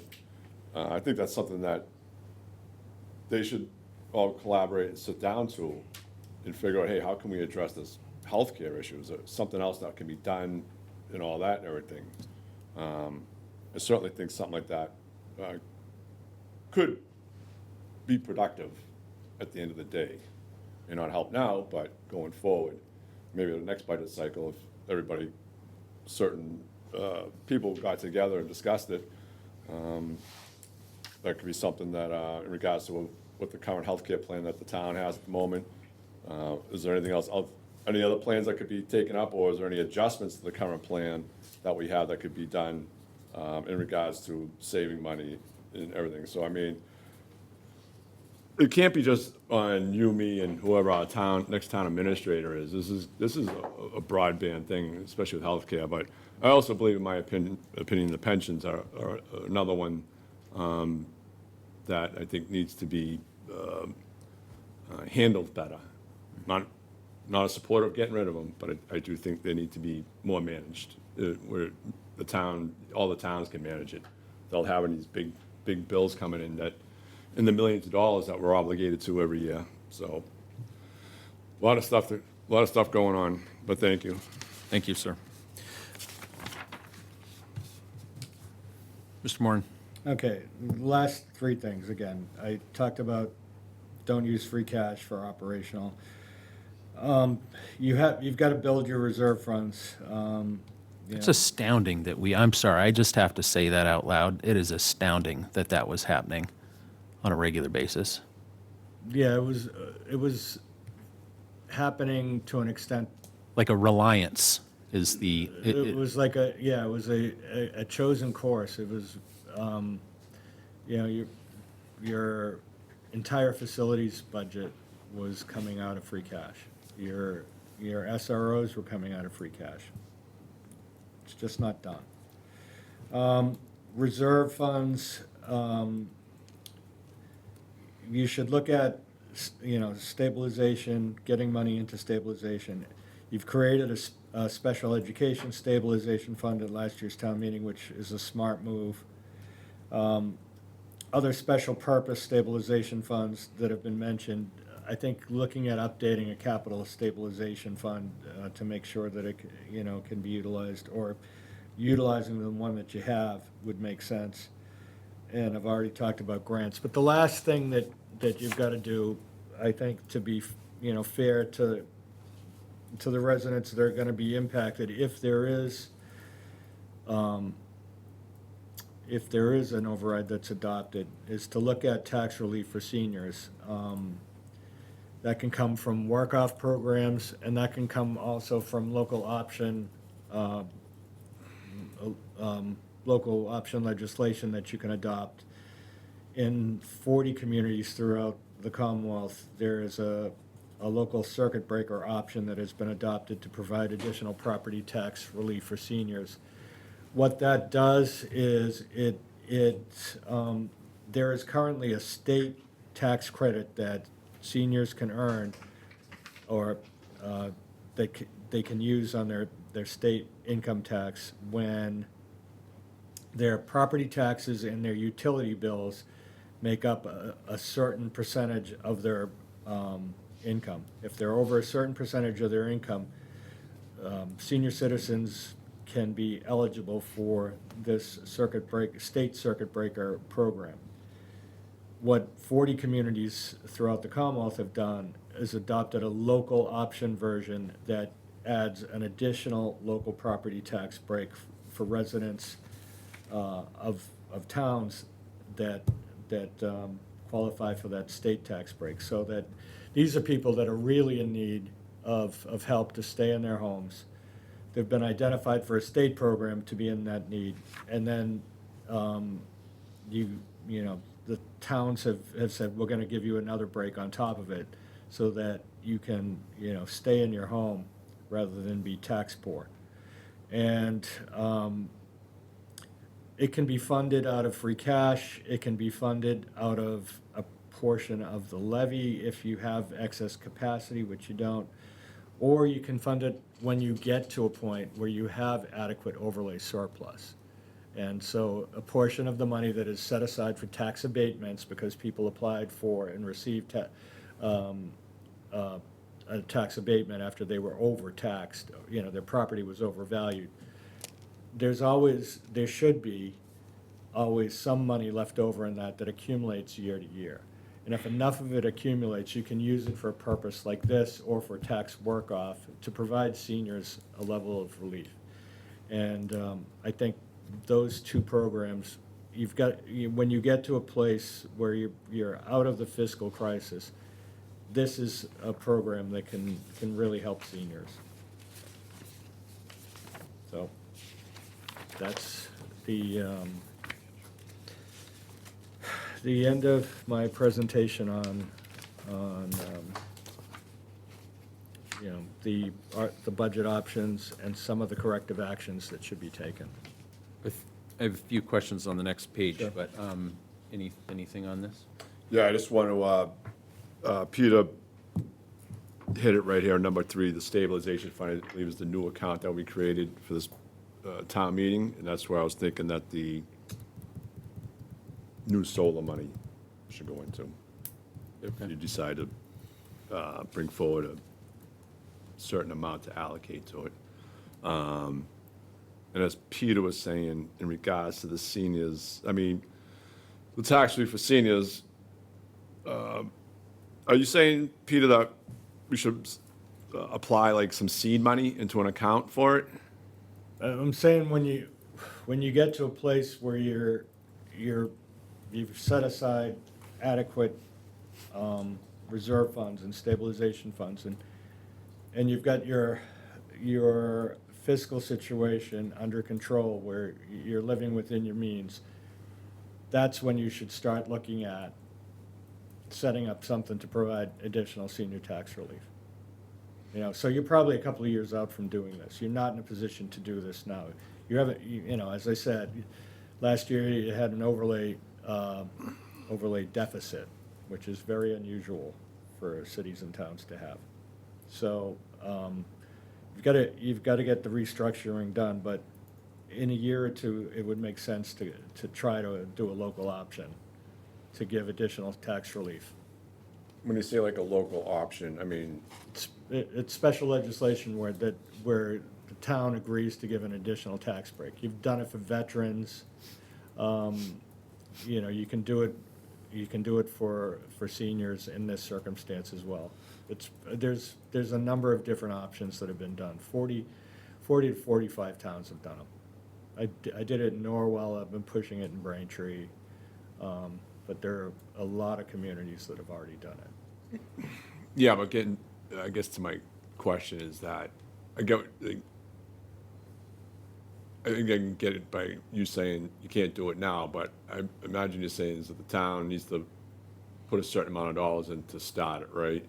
And as long as it's not going empty every time, it grows off the interest, or however. It wouldn't grow off the interest, but what you need to do, the best place to fund this out of is overlay surplus, so that when you're setting the tax rate and when you're setting up your budget, you're putting enough aside for your abatement applications so that you pay them, and as that grows over time, you can use it for other things. You could use it to fund this tax break.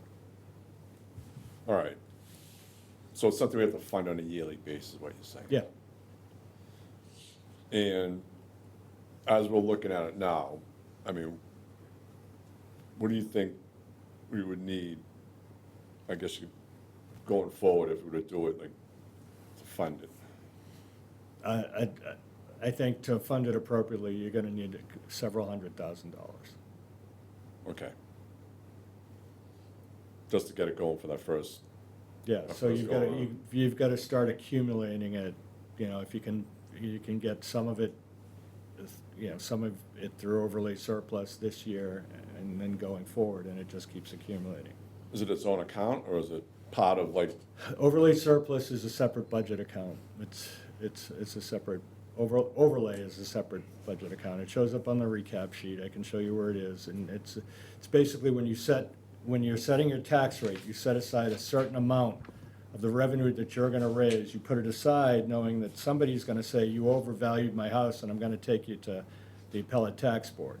And if they're successful, you have to have a pot of money to draw on to pay that.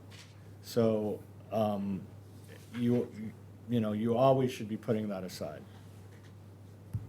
so I'm glad you brought that, because just saying we don't have any money in it for now, right? We've funded it more in this coming fiscal year than it's been funded in previous years because it's been in deficit. And we're afraid that if we don't fund it correctly, they won't let us set the tax rate. Oh. Okay. Yeah. This is a It's- sooner than later kind of deal, you're It's, saying. you have to do it if you want to set the tax rate. You have to fund it the right way. And if you get a deficit, you're one of few communities that end up in deficit and overlay. You don't want to be in that club. Deficit meaning in that category, is Yeah. what you're saying. Yeah. All right, Chair, thanks. On the last page, it was FAQs, and I know that you haven't put any of them in. What's the, Get that page, I don't think. Yeah, I didn't include it because I didn't answer okay. anything. It's just an empty, it's just. a Oh, template. okay. Yeah. Is there a plan to put in, okay, perfect, great. And then I guess the last question is that there's a lot of questions from people in the town, right? That we probably haven't talked about here, that maybe the advisory board hasn't talked about, but quite frankly, just questions where not everybody can go watch 3 hours of an advisory board meeting or 4 hours of a select board meeting, or any of that, right? So what kind of vehicle can we provide on our website where people can submit questions, where we can consolidate those in answers? I realize we could get thousands of questions and you could end up having to spend all day long answering them, but more likely than not, you're going to get 20 questions that are all basically asking the same thing, and that every so often, not every week, because we're only 2 weeks away from town meeting, but every few days, we sort of post another, we expand the FAQ list, right? Yeah, if we could provide a link on the website for people to submit questions that they have, and then we could post the answers. I think, if we could do that, I'd be happy to do it. I think that would be good. I'd like to ask Todd to put something like that together, just a simple form or something where people could submit questions, because, you're going to get some questions of, hey, why are we spending $2,000 on this? There's going to be, and those questions have to be answered, but more importantly, we want to solicit and find out what the big questions are. That's the questions that are on everybody's mind, so that way we can get those answered in a uniform way.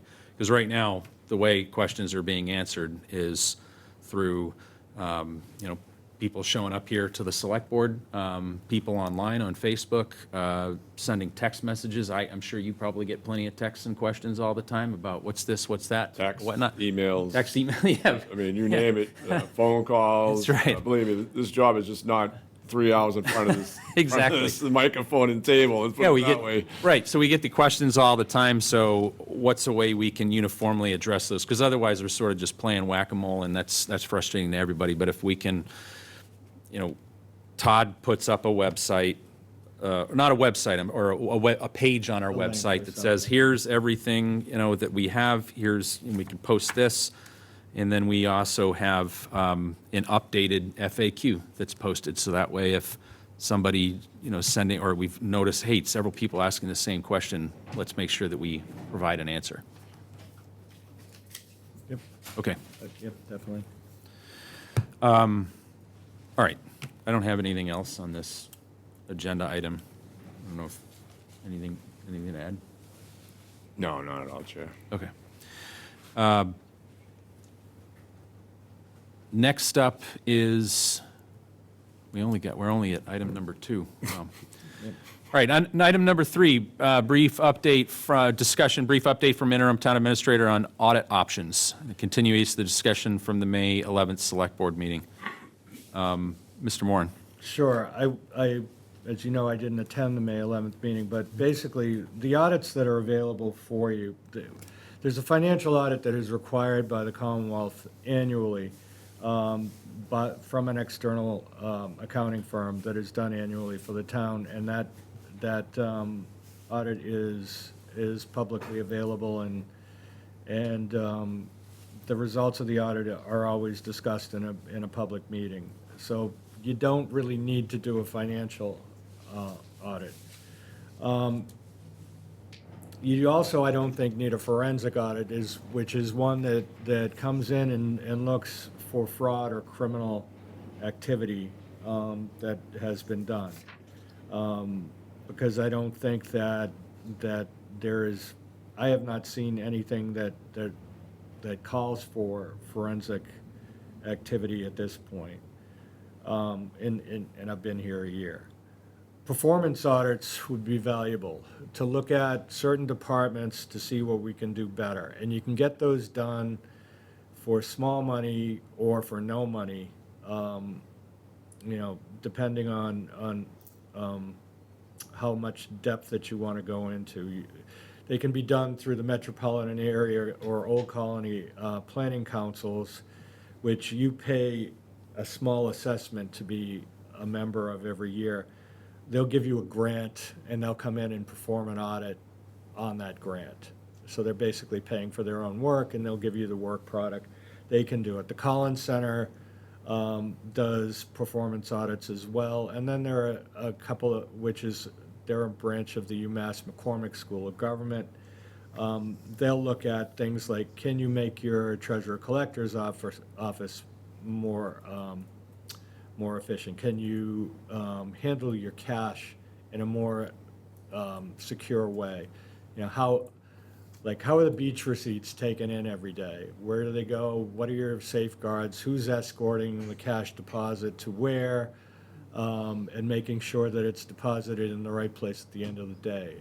What are you doing with if there's a function where tickets are sold or receipts are made, and or if you're selling parking permits or something like that, and you're taking in money, and you have to make sure that it's not sitting in somebody's drawer, all week and then deposited once a week, and who's doing the deposits, and who's double checking the deposit to make sure that it matches, that there should be at least 2 sets of eyes that are doing it. So a performance audit will look at, your processes to make sure that your processes are best practices and aren't leaking, aren't inefficient.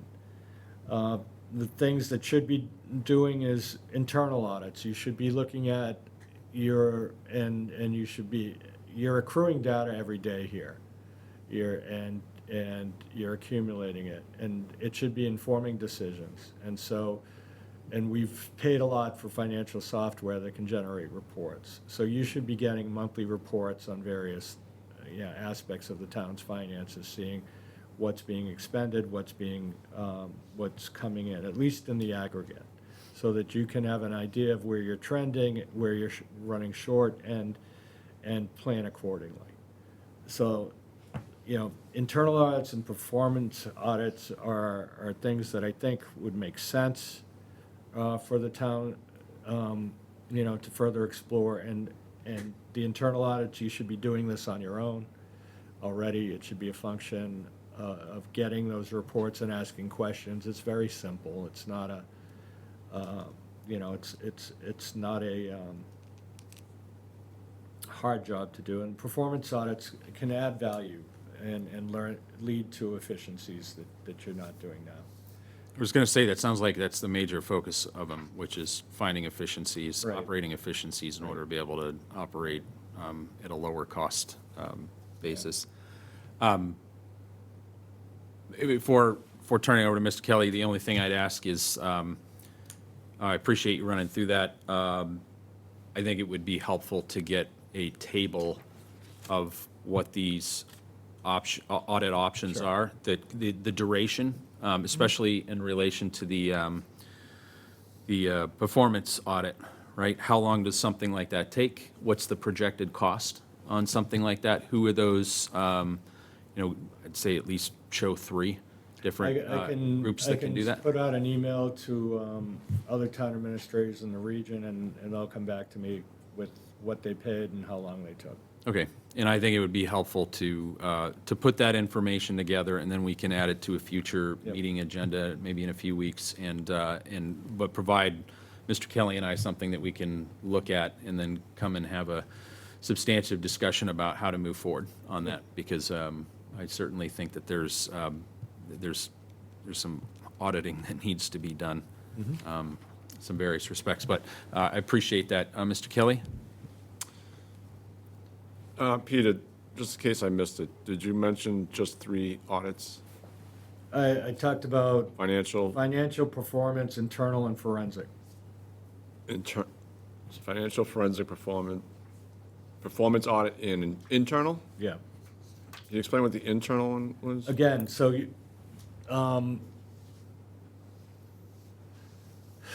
simplest way to explain it is you could run a report every quarter to see where your revenues are versus, and you could look at them, how your revenues are coming in versus what you predicted they are.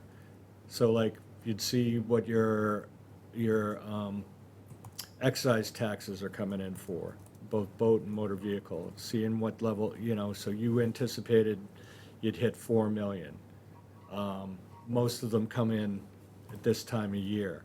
You'd want to see, are you close to that 4 million? Are you over that 4 million?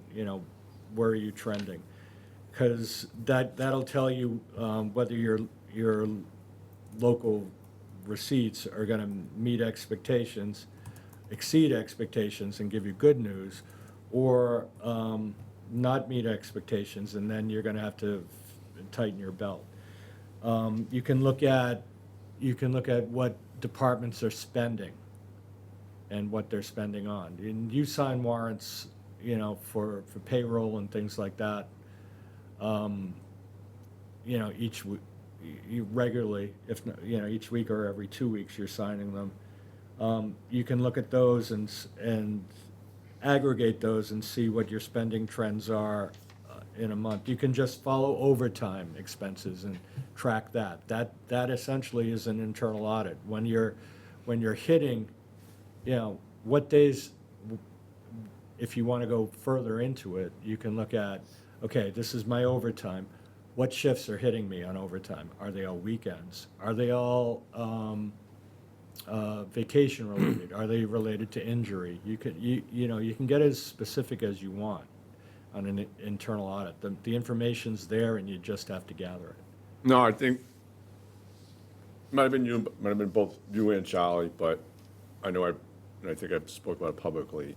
in regards to it, and especially what Peter touches on, the overtime, is, I think, one is, in my opinion, the overtime should be on a separate account, not blended into the budget.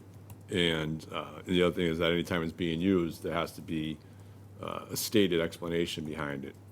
So I think with this internal audit, Peter's hitting on something that I've already been talking about in regards to the overtime, and there are probably other things that I may not be seeing at the moment, but in regards to our finances, and I would imagine that's both incoming money and outgoing money. Correct. Right, Peter? And then the performance audit,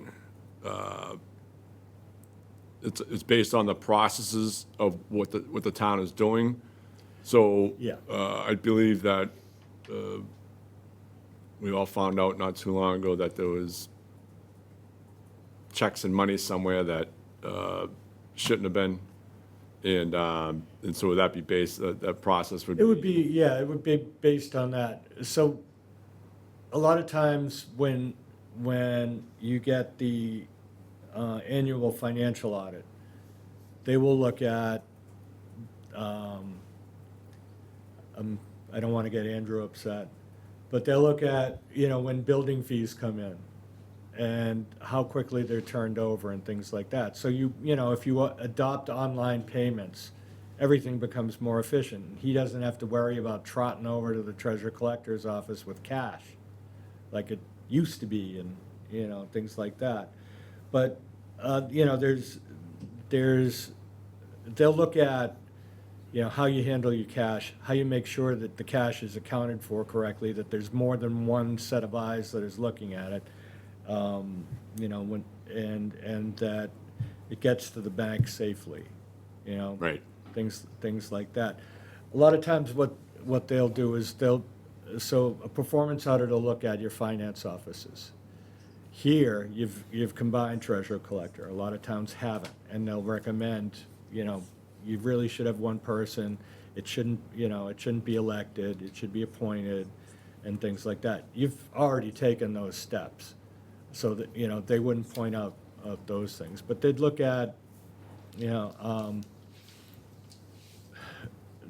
they'd probably look at how we're handling our money, and I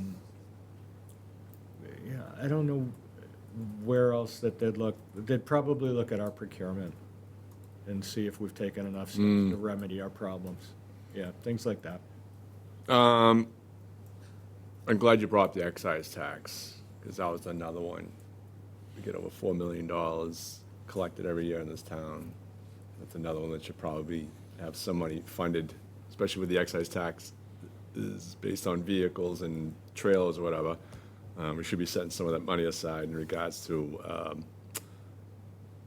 roads and sidewalks in this town. Something to think about.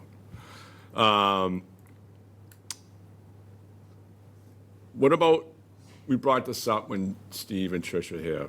What about an efficiency audit? Well, an efficiency audit is just another name for a performance audit. A performance audit is looking for the efficiency and the performance of the duties. That's what they're looking for. So are you talking about, like, when you say the performance and efficiency, similar, are you saying, like, they're gonna go in and see that, they're gonna look at the whole, let's say, one particular office and see if there's any overlapping of processes? Best example I can give you, when we changed from a town meeting form of government to a mayor form of government in Braintree. Yeah. We did an audit of public works, okay?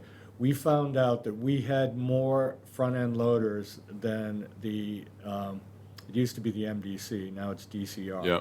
We had more people working, running front-end loaders than an agency that was in charge of Eastern Massachusetts.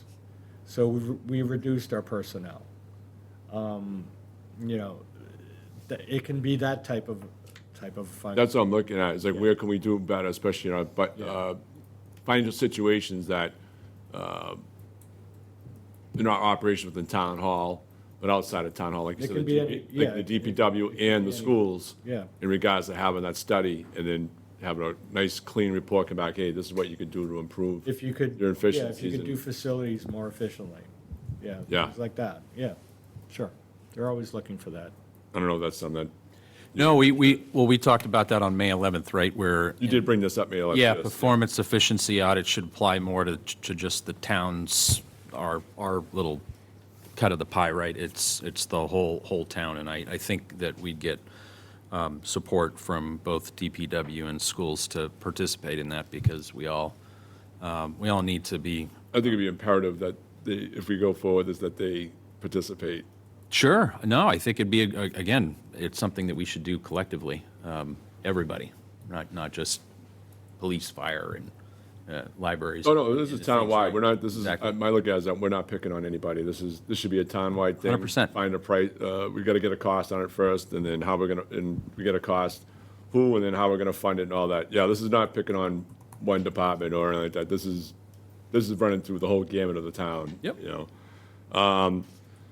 One thing I've been wondering between Mr. Chair and Peter is the assessor's office, in regards to how everybody's set up on their assessments. Is there like an audit been done on that office and going over the files of everybody's properties and making sure that things look all right in regards to what everybody's paying is fair and square across the board to others and all that and everything? Yeah, and so annually, the Department of Revenue looks at the valuations that every town does to make sure that they're within 10% of fair market value. So they're gonna look at the sales, the actual sales of single-family homes in Marshfield, and they'll look at, and they'll compare what the valuations are, the assessed values are, that the town has established. And if they find that the valuations haven't been updated enough, they will give an order that valuations of property have to be done by a certain date, or we won't set your tax rate. So they're done, at least every 3 years, in a 3-year cycle, every residential property or every property, commercial, industrial, or residential, has to be valued in the town. Yeah, they're valued, but my question is that, are they valued fairly amongst everybody have else? to The whole meet thing is that, is somebody, yeah. like, we, They have as to we meet talked the state about, standards. as we talked about, like, people may have been assessed wrong and they require some kind of refund and all that and everything. So the whole thing is that, I know a person that this happened to, and they went to the state, and the state said no, but the whole thing is that they had this one particular item on their assessment card that was costing them, I think, thousands of dollars every year. So the whole thing is that, my look at is that if you're having these situations where people are filing for an abatement, I guess is what you would call it, on the properties, and everything, it's like, my look at it is that, you know, maybe a good deep look on the assessment of our properties and making sure the valuations are fair amongst who they compare to, and maybe not even those, but maybe even look at whoever they compare them to, but maybe that they don't compare to, that they should be comparing to, would be something to look at, in my opinion. So that's my thought on that. I don't know if there's anybody, I don't know if that's ever been done. I don't know if what the process is on that, if that was even to be entertained, but I think, in my opinion, that should be something that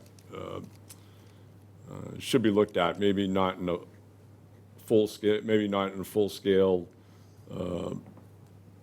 overview, but the whole thing is that you could probably take a portion of the properties in town, and somebody can, an independent person come in and start going through it, making sure everybody's valuations and assessments are fair across the board, nobody's getting favored, or all of that, in my thoughts on that.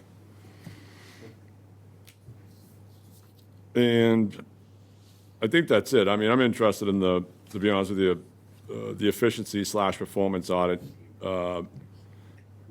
As of now, I certainly think that we should look at maybe an audit on the assessors, but we can have further discussion on that. And I think the internal audit, like I said, Rick, I think with the overtime, I think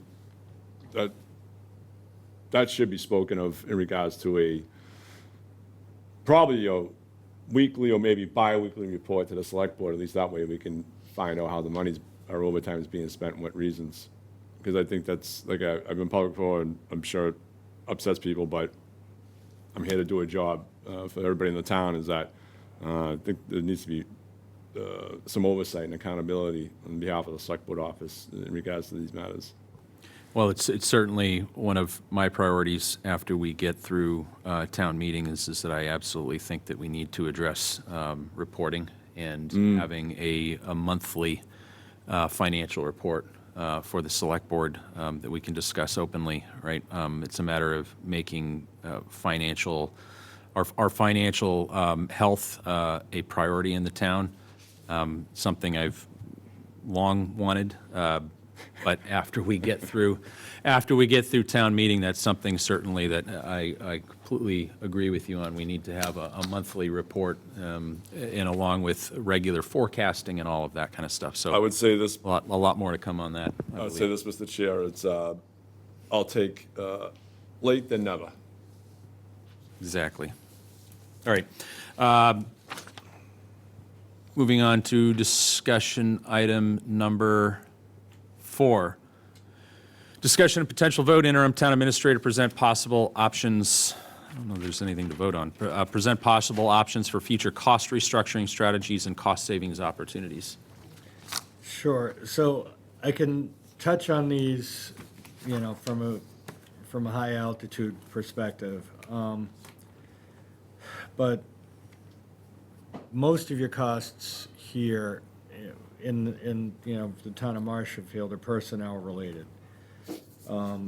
So the scrutiny has to go towards hiring. Do you need, what's the benefit, what's the cost benefit analysis of hiring an additional person? Is there a possibility that you can get the job done through a consultant, through a consulting contract, or a part-time position instead of full-time employees? And is there a possibility of doing that? Now, in a lot of situations, there's collective bargaining ramifications that have to take place, and if you create a vacancy and if there's bumping rights and a bunch of other things. But before you create a new position or fill an existing position, you should look at whether or not that function can be done either through a consultant or a part-timer. The reason why I say that, if you get to consulting or part-timers or multiple part-timers, you can avoid benefits costs and you can avoid pension costs. And those are our cost corridors for our budget. Now, it may, traditionally, a full-time position has been preferable, but there are certain circumstances where job sharing or part-time work is preferable to a certain, to certain people, that they're not looking for an FTE position. And if you get the right person in or the right consultant in, you can get the benefit of a full-time position without paying the benefits. And if you can do that, then you can realize, up to 1/3 savings on the position. So those are things that you can do incrementally. But every time you're doing it, when you have a vacancy, there should be a review. Is there another way that we can provide this service without a full-time employee? The second thing I've talked about already is grants, and the grants that don't require a match. Again, Commonwealth Compact and Green Communities are two that spring to mind. That in Norwell we had over $450,000 in green community grants that funded a number of initiatives, all the lighting in Town Hall, lighting in school parking lots, control panels for heating systems, window replacements, all sorts of things. It can really work well for you.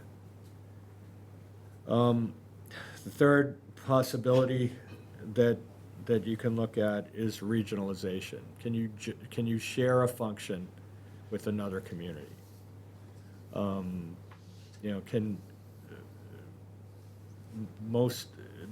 that's been used most effectively in animal control, regional dispatch,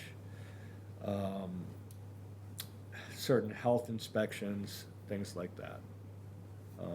They can do. We've had some preliminary discussions about doing that in a couple of areas, but hasn't really taken root. But there's potential to look at, can you partner with another community and share the cost?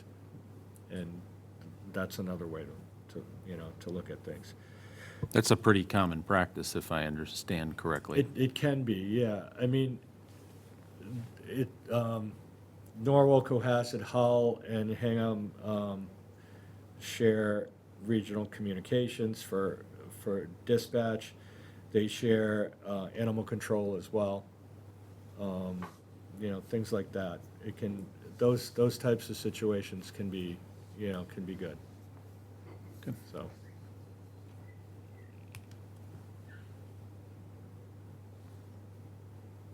That's really all I have about cost restructuring at this time. And then you mentioned pension earlier, right? Sure. Which is more so Mr. Kelly made his remarks on pensions and how that would work. The other comment would be in terms of the obligations to pay off our pension liability. Right now, we have to pay it down by, was it 2040? 2040 is the state regulation. I believe that Plymouth What? County has adopted a schedule where it would be fully funded by 2033. Right, so the county is forcing us The to, county assesses to the pay- town share. yeah, to pay that Correct. 7 years earlier than what the state Right. law is. Yeah. Right. Which means that it's Well, compressed payments. Collectively, what you're looking at, the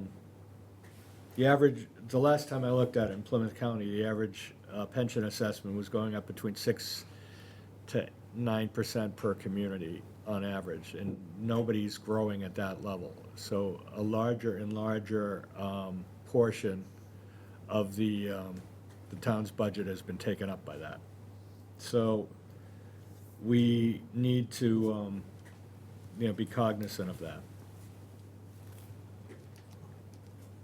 Wonder if somebody left their phone in here. That just left the meeting. Oh, Anybody see a phone left by? Hi? I don't think he left his cell phone here. I don't know where it is. So, yeah, the county could take two approaches to reduce the pension assessment burden that they're placing on communities. One, they could lengthen the schedule and fund it, move it back out. The second, they could change their amortization schedule and say that they anticipate earning more on their investments than they had forecast. And if they increase that rate in their calculation of fully funding, they can be funded faster without charging cities and towns as much as they're charging now. They've been reluctant to do either one. And it's hard to galvanize enough communities together to push them to consider adjusting their schedule. It's been very difficult. So, It's been difficult so far. yeah. So I think, those are things that could, But I'm sorry to interrupt you, but it can be done. it can be done, absolutely can be done. Okay. It's easier to do when you control your own pension system, but it can be done.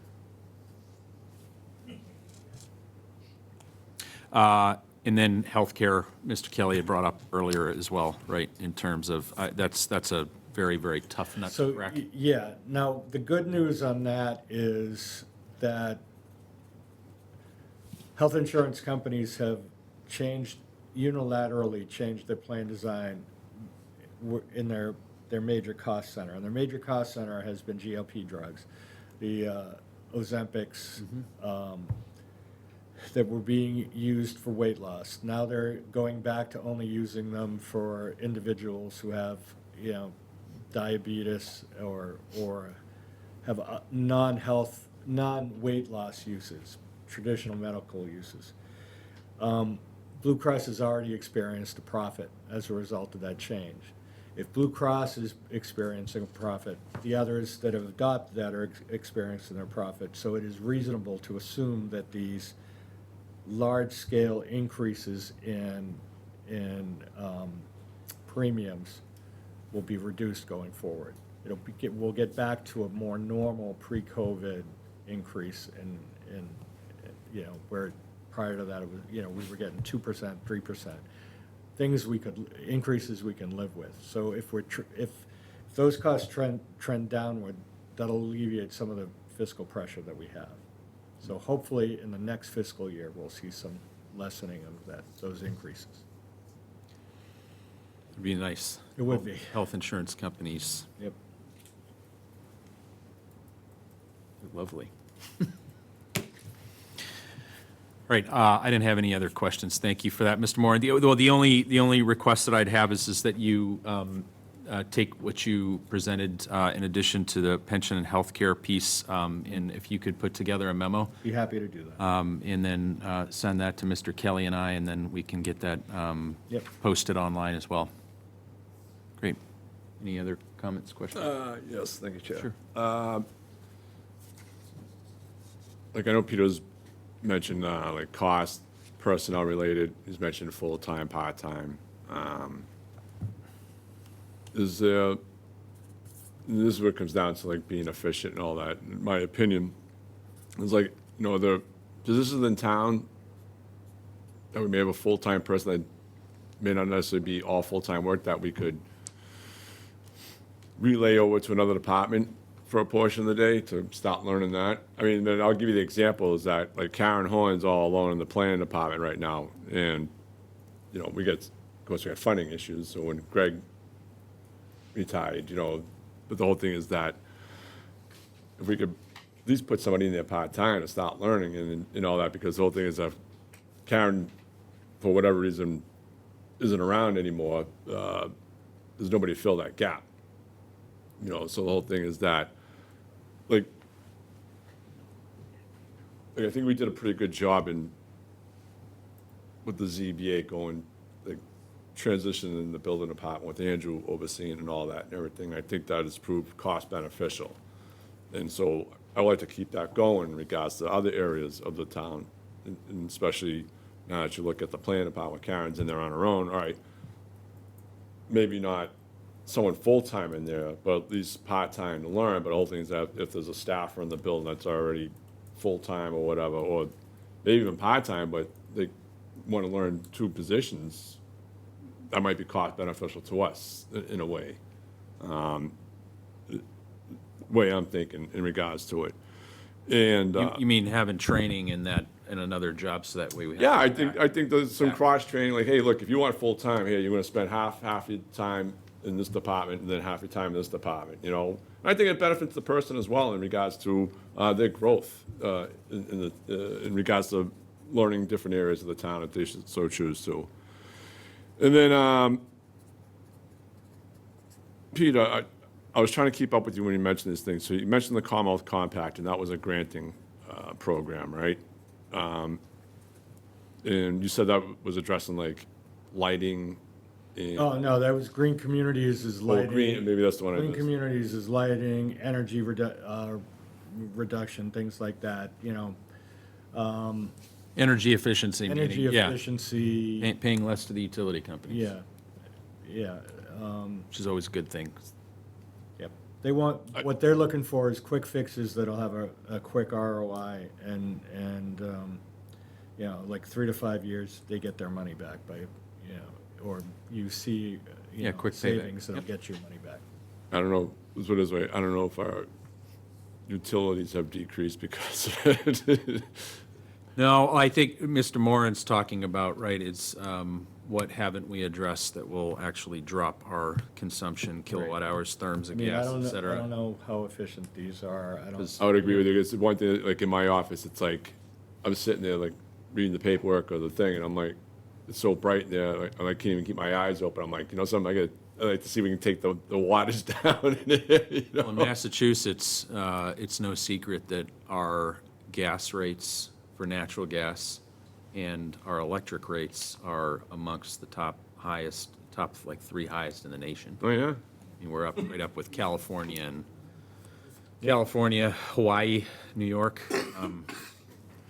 Say no more, Rick, say no more. All right, so what is the Commonwealth Compact that you're talking about? So Commonwealth Compact is, this was started under Governor Baker, and the idea was to, because both he and Lieutenant Governor Polito had both been select board members. So they knew local government, and they wanted to basically provide seed money for best practices.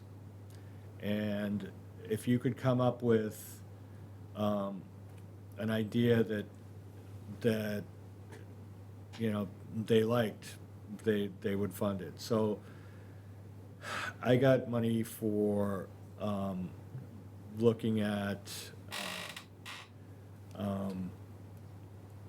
I got money in a town called Phillipston with 1,900 people that had a 3-person police department.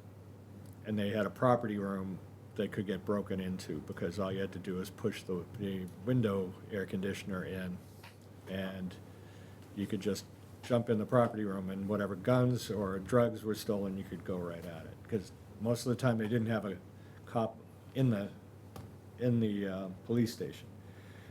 So I wrote a grant application to make modifications to the property room, and to also provide a link with the regional communication center, so that if somebody during off hours came to the Phillipston Police Department and wanted to talk to a police officer, they could go to the, you know, if they showed up at Phillipston PD, there'd be a screen that would connect them to the dispatchers, and they could have somebody over there from another town immediately.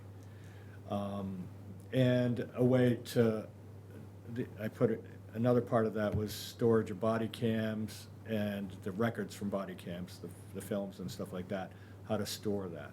So that was $19,000, and it was like, they have a $3 million budget, so annually for that town, so they love that. In Norwell, we were looking at consolidating school and town offices into the same building. We looked at that. We looked at how to reuse of a landfill for recreational purposes. We consolidated we looked at consolidating departments and things like that. I got probably $100,000 for like 3 or 4 various things from the state for that. So there's, you know,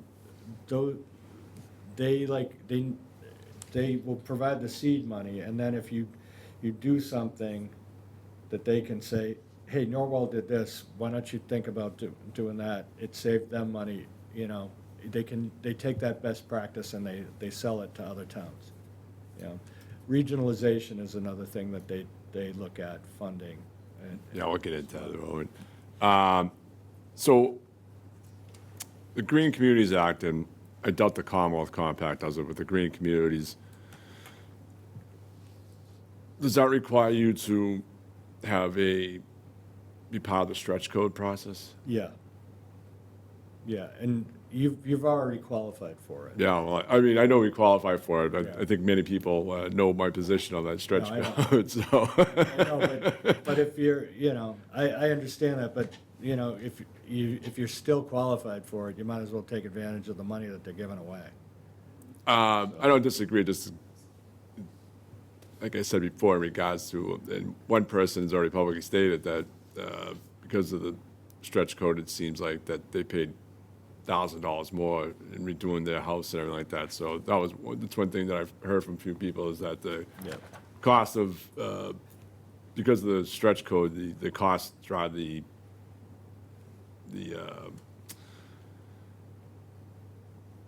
stretch code, the work being done on it drives the cost up immensely, to my understanding. So, so on the regionalization, I know this is something that's starting to take hold, and in my opinion, Chair, is I'm not a fan of it. I always like to be in control of everything that's in your borders. And I know everybody looks at it as a cost savings measure. I think there's a couple, I think last year, 2 years ago, I think it was the Board of Health. There was some kind of thing that I think Steve and Lynn voted on in regards to some kind of regionalization. I think the Board of Health also voted on it. I didn't.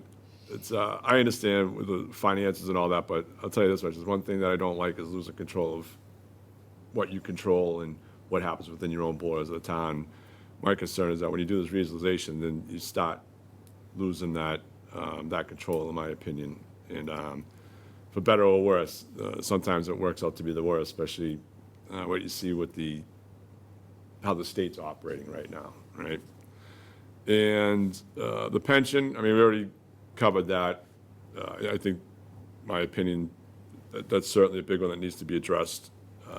But we can't do it at the local level, as far as I know. But healthcare, I remember Peter discussing that before in regards to Blue Cross Blue Shield, in regards to the use of the GLP-1 drug. If I remember correctly, somebody was telling me that healthcare was at 14%, but if we had the GLP on our healthcare plan, I think it would have went up 25%, if I'm correct. 25%? Yep. If they hadn't modified the plan, it would have gone up into the 20s.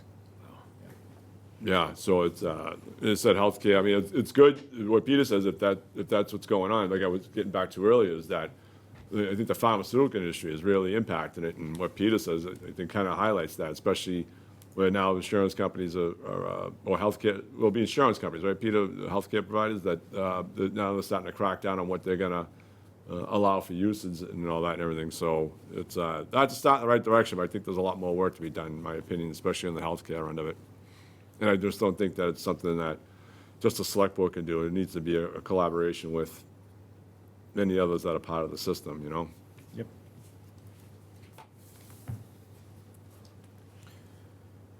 Any other comments, Mr. Kelly, or questions? No, that'll be it, Mr. Chair. Thank you. Thank you, Mr. Kelly. All right, so we'll move on to, where are we now? Item number 5, agenda item number 5, discussion and vote, select board appointments and reappointments, town council Robert Galvin, veterans agent Karen Paulette, and building commissioner Andrew Stewart. I think, I didn't get any paperwork or anything from Chelsea, so I'm not sure what the, So there's a few people missing off this. There was when I went into the office earlier today, or a little while before this meeting started, I was asking Chelsea about it, going through it. So there was a misunderstanding on this. So these are some of the names that we have to reappoint okay? every year. Monday, the rest of the list should be there. As I discussed with Chelsea that there's, I think, about 3 or 4 other names that'll be on the agenda for Monday to reappoint. So it's something that happens every year that needs to be taken up. Including these individuals, Galvin, Yep, Paulette. yeah, it's, that was confirmed with Chelsea earlier, that all these individuals are part of that one-year process. Okay. Give me just one second. Just taking a look at the Monday's agenda.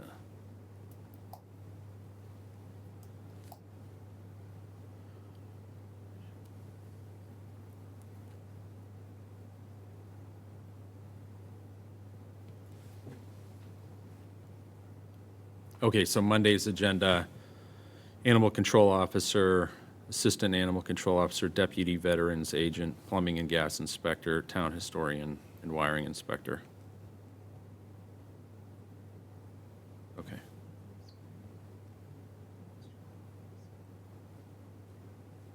All right, this may sound terrible, but I'm completely unprepared to say or act on anything in regards to these ones because I wasn't even sure what exactly this was, other than I understood that there was a reappointment process. Oh, you want to take it up Monday? Well, that's the challenge, right? We can't take these ones up on Monday now, but we can certainly do the other ones on No, I Monday. think you could take these up because we already have a bunch of names for Monday anyway, so we could just slide this over. I don't think there's going to be any issues. Can we do that? You'd have to update your agenda. Is it too late to do that? It's within the 48 hours, and, you know, the rule is if it couldn't be reasonably foreseen, you Okay. could do that. We have updated the agenda in the past within 48 hours. You update it as soon as possible. Okay, so if it got updated tomorrow, because that's when it would get updated, that's within the 48-hour window? Yes.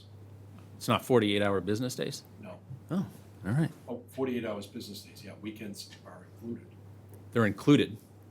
They are excluded from the Excluded. 48 hours. Right, so that's what I'm getting, so the next select board meeting is on Monday night. It's not within 48 hours. That would not be within 48 hours. And the rule is if it couldn't be reasonably foreseen, it could Right. be updated. But we have updated agendas in the past. Yeah, If there's an omission by accident or something like that, we update it as soon as possible to give everybody as much notice as possible. If you have appointments on Monday and you want to move it to there, it's really up to you all. okay, so that wouldn't be a violation of, okay. All right, I'm fine with taking it up on Monday. Right. All right. Let's go to, Mr. Chair, may I make a comment just because I was on the agenda for this? I'm sorry that you had to wait this, I just, we usually, we're requested to submit a letter requesting reappointment for our positions. We usually send that around this time. And then typically towards the end of June, by July 1 is when we're actually reappointed. That's, I quite honestly, I was surprised because I actually haven't even written my letter requesting reappointment yet for this position. So I was kind of surprised by being put on the agenda. because the reappointments aren't due until June 30th, Well, that's when you have, either you So you reappoint have- or you get somebody new. by June 30th? Yeah. Okay. Okay, so yeah, so we do, to your point, we do have until June 30th to Okay. do that, right? Yeah. I just, Okay. sorry. So, yeah, if you haven't, well, I think Mr. Stewart brings up a good point. If there's a process where there needs to be a letter that's submitted, is that what the typical process has been? In most communities, I'm not second guessing you, just confirming. in most communities, there is a request on behalf of the appointing authority to the incumbent person asking whether they wish to be reappointed. And then they submit a letter and giving a letter of interest. Okay, so we have, because that's the thing that I'm confused by, right, is that we have these names on the agenda, but there is, I don't see anything that we're actually looking at others saying then, oh, I like Andrew, and, do this or that. Like, what's the formal process? Well, since my name was on there too, I didn't It know is? it was coming up Yep. for today. But I saw it when I saw it on the agenda, and normally I would be asked, do I wish to be reappointed, or and if I did, I'd maybe be asked to submit a letter. So, Okay, so we have the reappointments and then any new appointments for the boards and committees, where we put that as a due date of June 12th. I thought we pushed it to the 12th. Regardless, which it's that week, right? Whether the 10th or the 12th, whatever we voted on, is fine. But we should set a date when we need these reappointment letter. It's a letter that normally, we would be asked to write a letter if we want to be reappointed. Right. So the select board would say that anybody who wants to be reappointed in these positions, these listed positions, need to provide a notification to the select board by X date. Yes, that Which would has to be be in advance. more of June customary. 30th, yep, okay. Yeah, I mean, this is not a Herculean thing like the boards and committees, so this shouldn't take long at all in regards to processing through and going through these 8, 10 names to send them out. So, I mean, Yeah, I want get to, them out and have them by the 10th. Or we'll make the decision the 10th.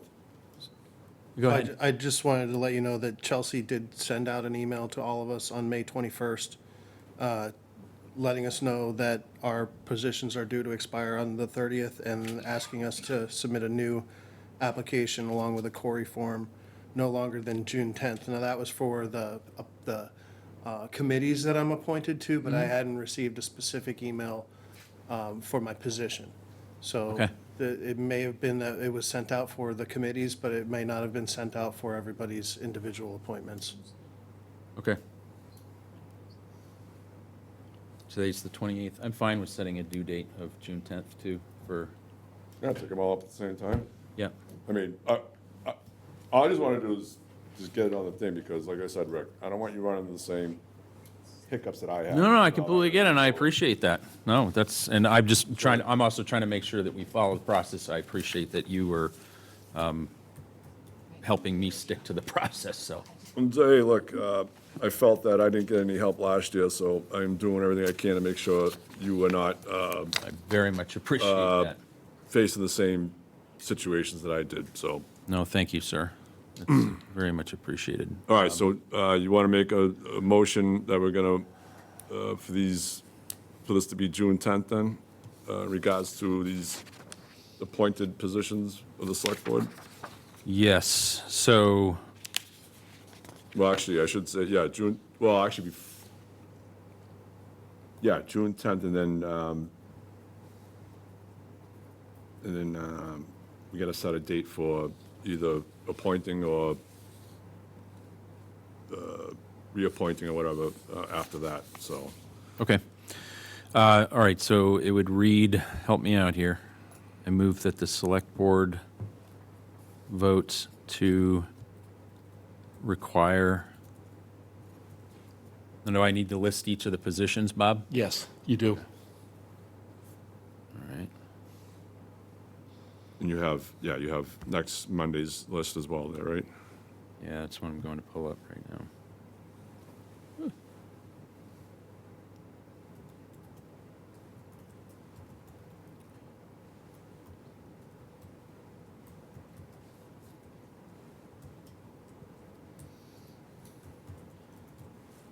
Okay, I move that the select board vote to name the positions. Do I need to name the names as well, the individuals, or just the positions? Either the positions. Or just say the and/or individuals names. in the positions of boom, boom, boom? Yeah, I mean, like Yep, Andrew and myself and Right. the other town officials that are on annual appointments should be named. okay, and then provide in a formal, Well, we should Request also to be- sign the Corey forms. okay, so formal request to be reappointed, as well as all necessary backgrounds Correct. work no later than June 10th.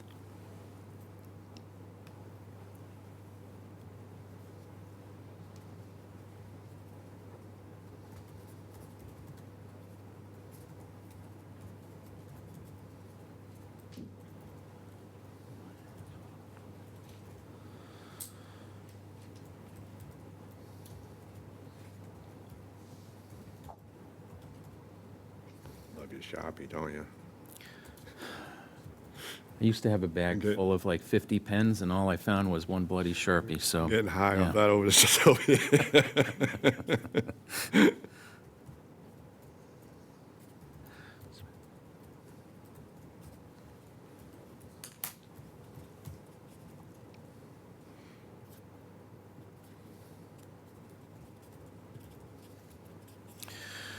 Okay, I move that the select board vote to require that the individuals presently serving in the positions of Animal Control Officer, Assistant Animal Control Officer, Deputy Veterans Agent, Plumbing and Gas Inspector, Town Historian, Wiring Inspector,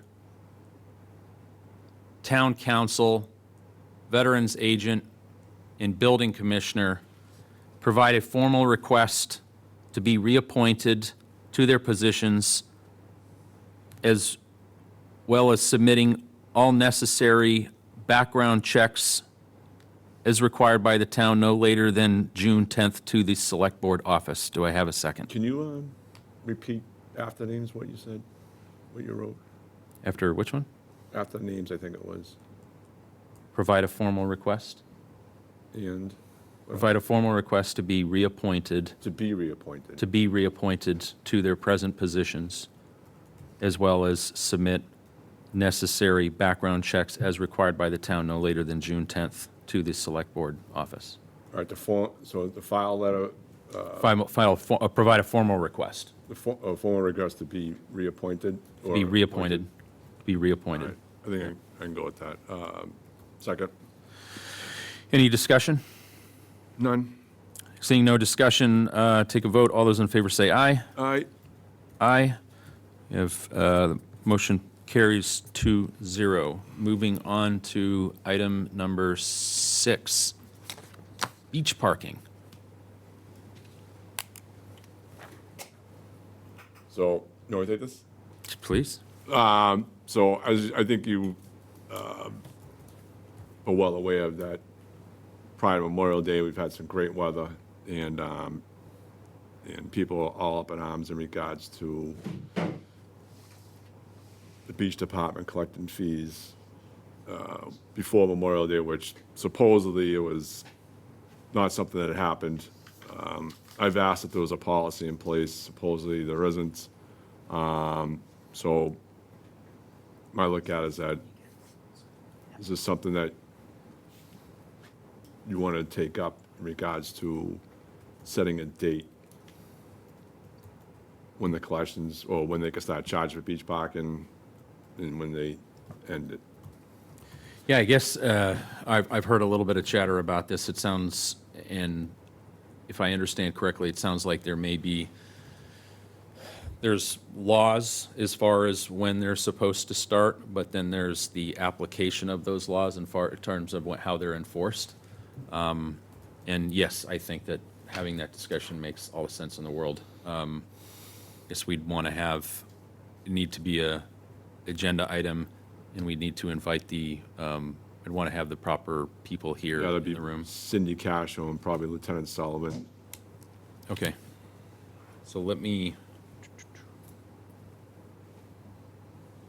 'Cause I do believe this is a matter that needs to be taken up and addressed. One way or the other. So we have, if there's no policy in place, then we need to create a policy, in my opinion, and set parameters in regards to, even though people may have purchased beach stickers, the whole thing is that when you can start, I guess, charging, when people like pull up, I guess, to use the beach. If it, is it Memorial Day? Is it a week before Memorial Day, 2 weeks before Memorial Day? Does it end on Labor Day? Is it end the weekend after Labor Day? A week, 2 weeks after that? So, like I said, this year, people were all up in arms that they were charging people to park at the beach well before Memorial Day. So I think we just need to set a policy on it and go from there, whether we're going to allow it at a certain time before Memorial Day, or we're going to adhere, or maybe not adhere, because I don't know if it was actually a policy in place, but establish it the weekend of Memorial Day. okay.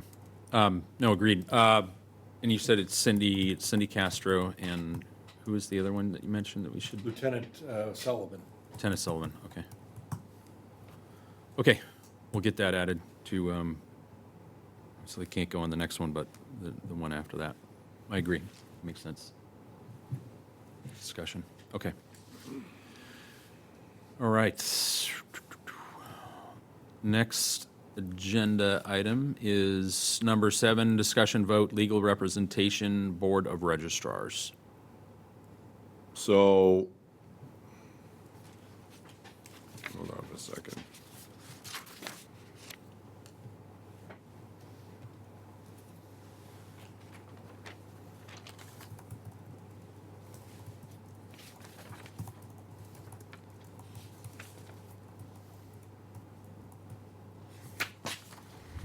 All right, I think we're missing something here.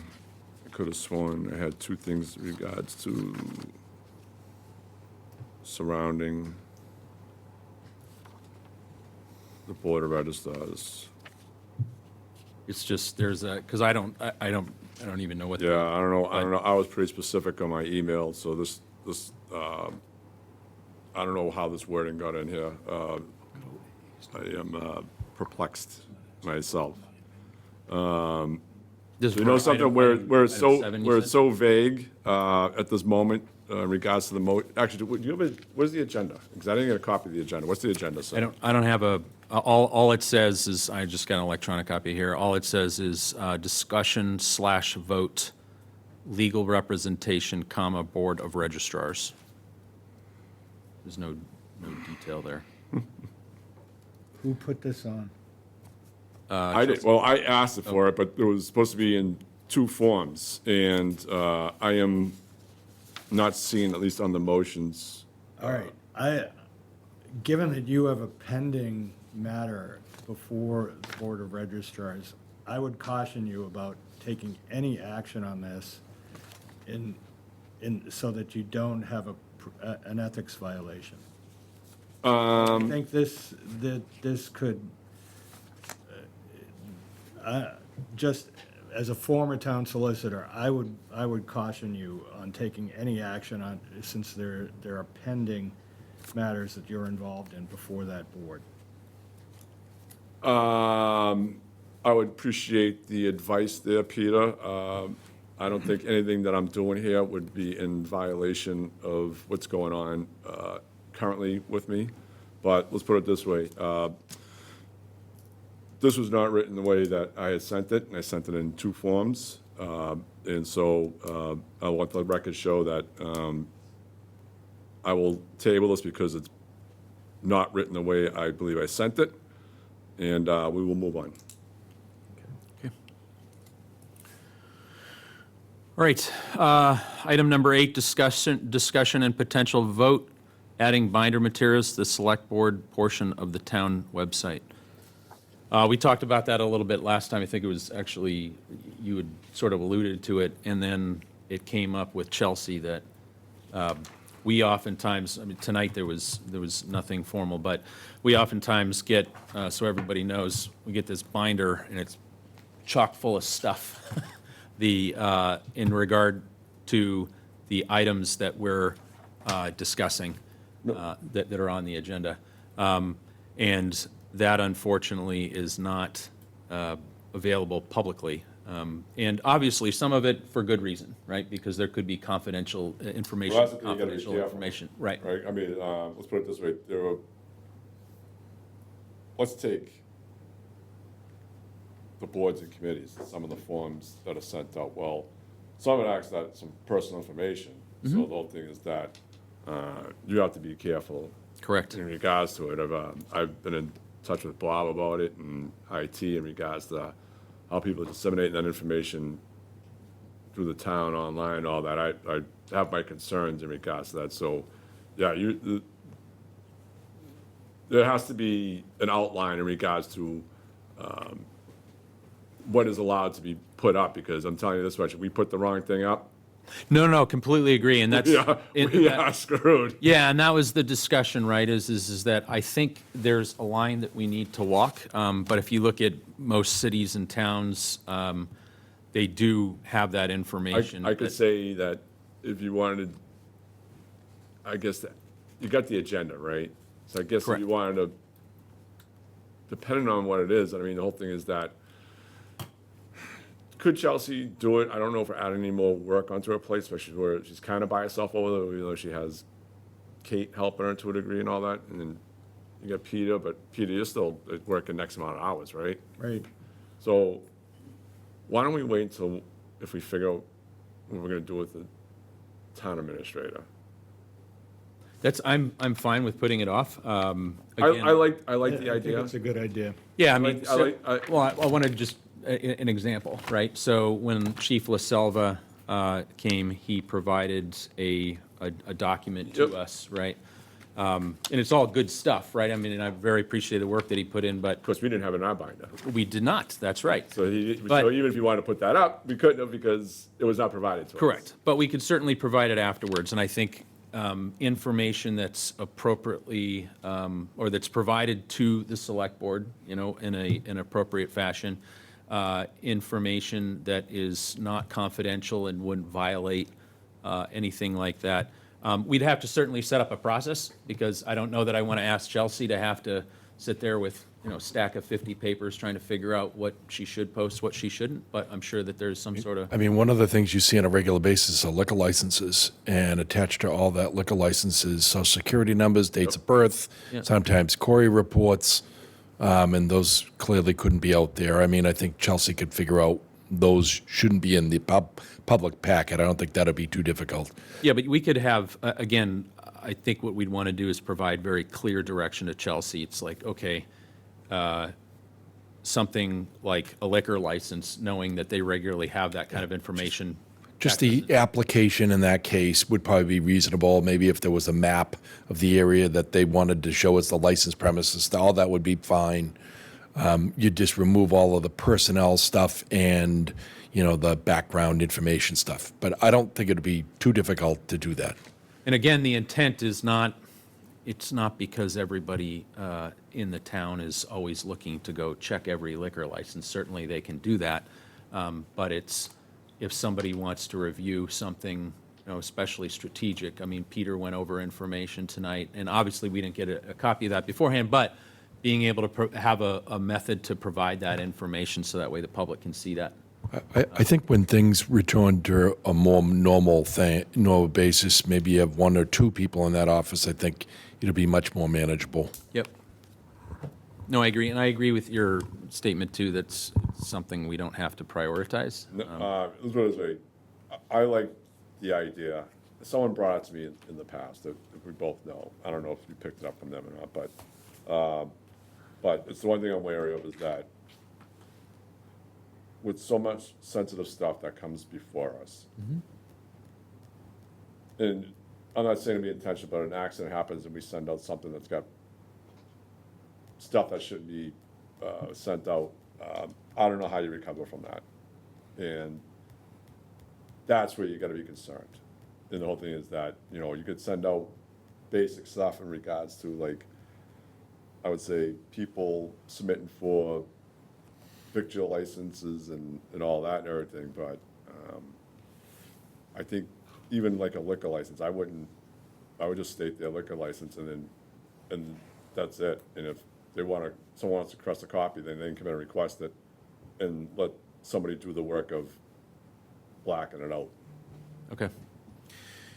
You gotta be, I'm telling you, Rick, there's stuff that comes before us. No, I agree. Peter, perhaps, again, this doesn't need to be top priority, but it'd be something that I'd look forward to seeing how other towns and cities do it, because it's done all over the country. Yeah, it can be done. It can be done. Okay, great. What else?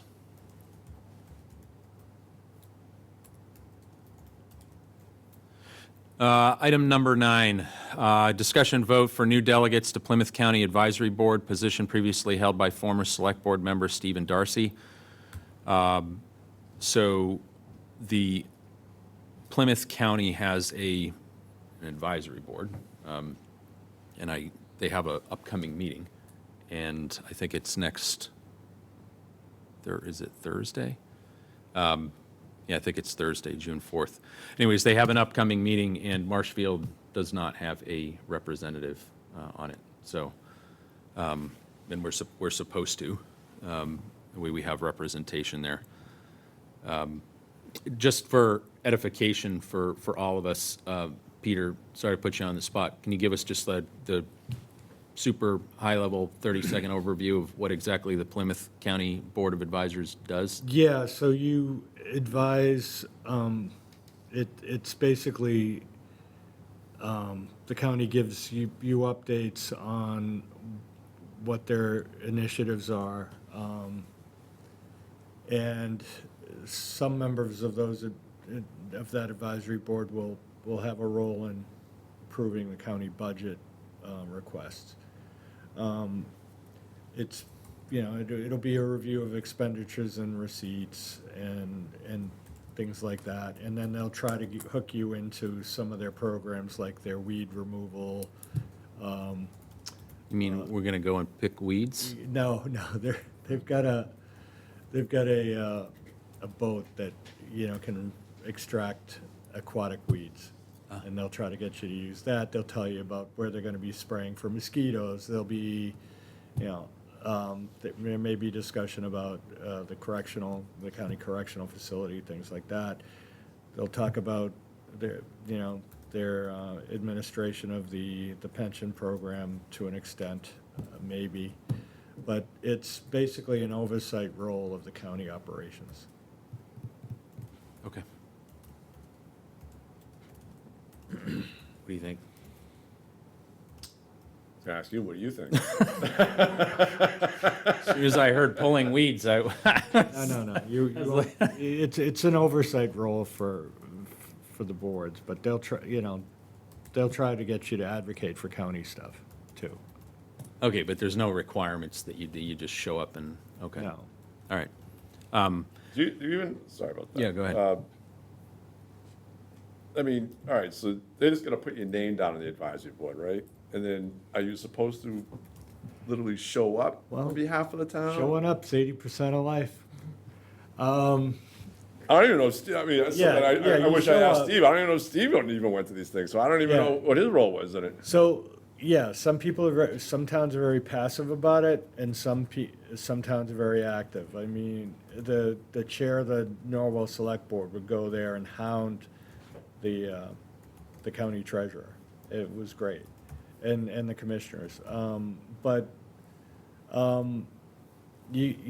Marshfield's one of the bigger communities in Plymouth County. You can kind of hold sway there if you're there. Because they're going to pay attention to you more than they would Plimpton. All due respect to Plimpton, but So we'll get to pick more weeds than the other. you can Other communities. kind of influence their allocation of resources more than a smaller town. So, you'll get out of it what you put into it. It's an all-volunteer position, Yeah, I don't think they're going to give you anything. No. other than a bag of weeds? Yeah, they might. Weeds. Yeah, Weeds. They might Sorry, pay with for an S. refreshments. I don't know. Yeah, don't go like this. I'm leaving that one alone. All right. I think, why don't we do this, Rick? I mean, we're gonna have an election in 2 months. Why don't we do, like, Make the new Well, guy take it. well, yeah, we could do that, absolutely. That's a great idea. We're gonna force it on the new guy. I was thinking, why don't we split up 4 months between us? That's fine. Do that, Yeah, too. we can, I'd be fine to kick it off, and then we can switch it All off. right, you wanna kick it off? Sure, yeah, and then we can change it, because, Yeah, I think split, no, because then that way, you know something? We all get a taste of it. yeah. And the whole thing is that maybe we need a meeting, because, some of us have some thoughts in regards to what's going on there. Maybe we can, with each of us getting experience, we can brainstorm, and- I like the idea of kind of sharing that, yeah, because that sounds like it could be very beneficial, but it could also be a heck of a lot of extra. Yeah, I mean, we're gonna get going on enough right now. I mean, Yeah, add on to, exactly. add that on, so it's, so I'm thinking we just split up between us 4, 4, and 4. No, that's fine, yeah, I agree. All right, so what's the motion? The motion will be that the 3 select board members will take turns at this every 4-month intervals, right? So, let's see. So whoever's elected, we've already assigned them assigned him 4 months on this. New delegate.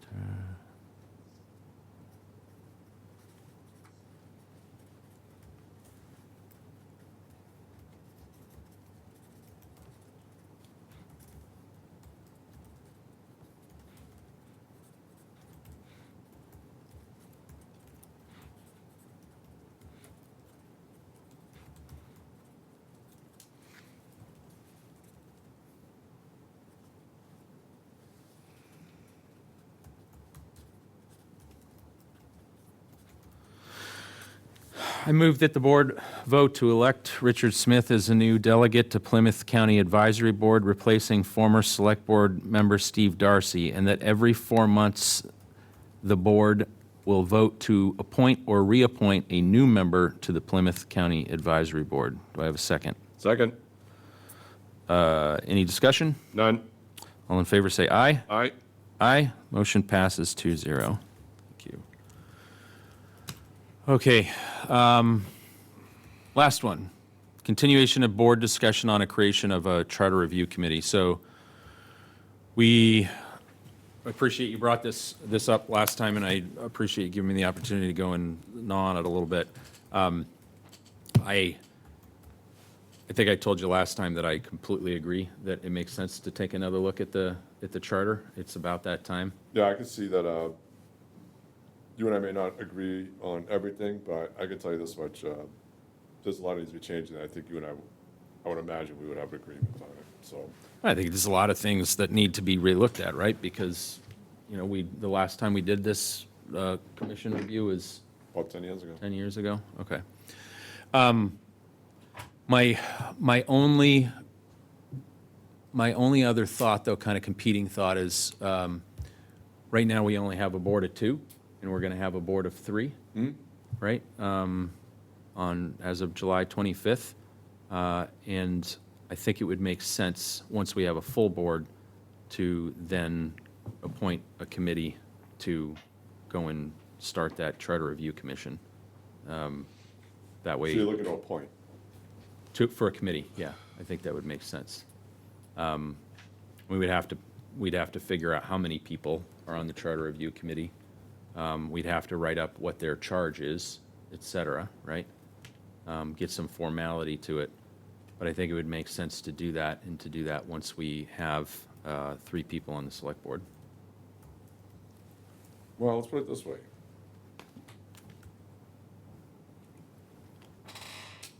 I don't think we have to wait on the charge. I mean, we don't have to vote on it, but we can already start that process in a way, depending on how you want to start that writing it. charge. We could start writing it. What was the other thing? All right, so the appointment. Is there a third thing that you mentioned? To write the charge, I think we want to give them a deadline, right? It's not just an open-ended, go and figure it out and. Oh, it's a close it all out and everything like that. Yeah, exactly. Like, I agree with that, yeah. we're That's the looking most important part is. Yeah, we don't want, it's not this ever going, you Besides know. what the commission to do. Right, Yeah, you don't want to drag it out. right. So we put some sort of a deadline on it, what the committee is charged with doing.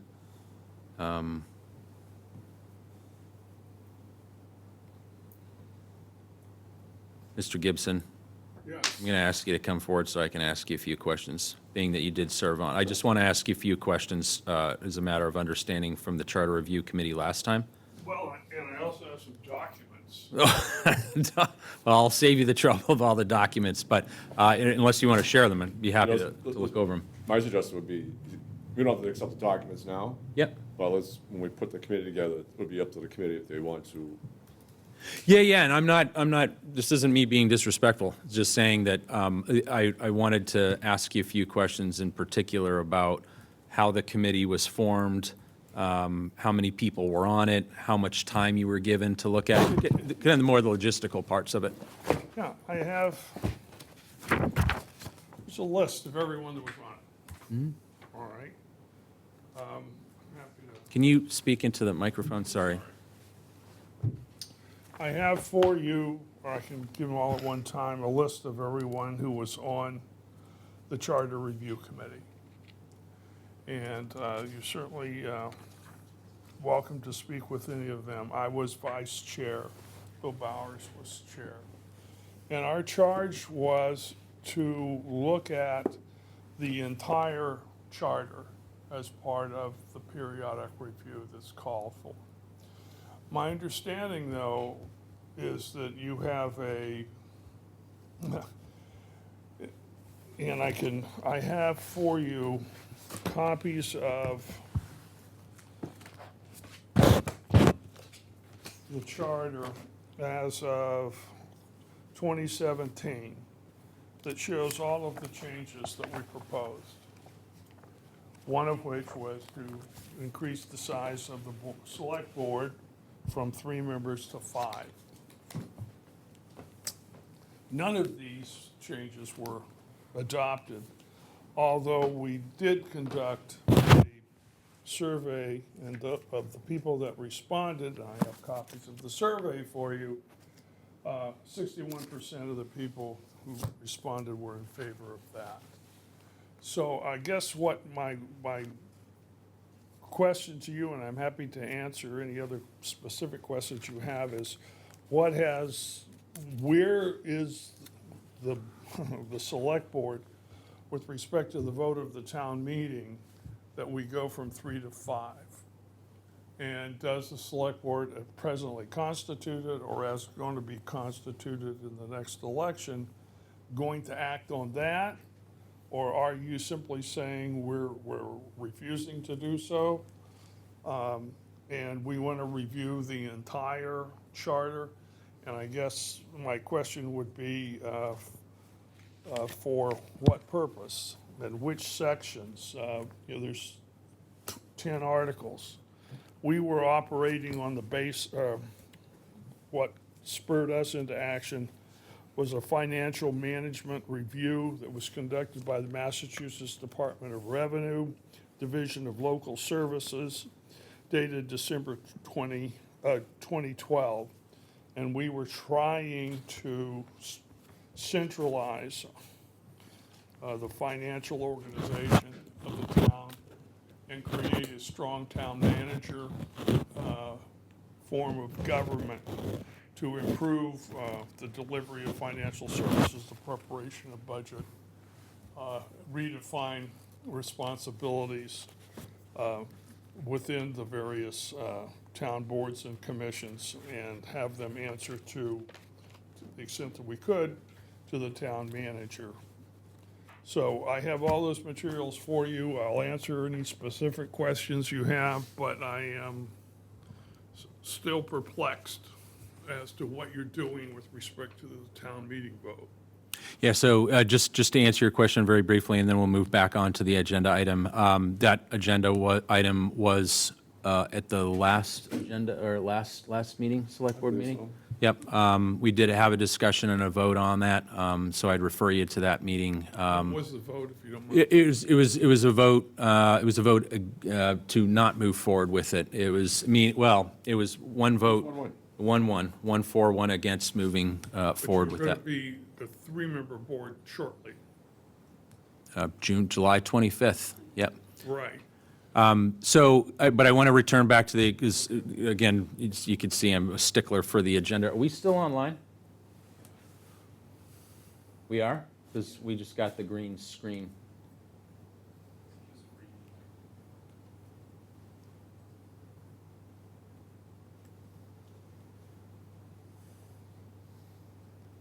So we're good to still go on or not? Give me 1 second. Technical difficulties. Take a time out? Take a break? Well, if they're done soon, this is literally the last item on our agenda, and I'm fine. Chuck Collins, make a suggestion.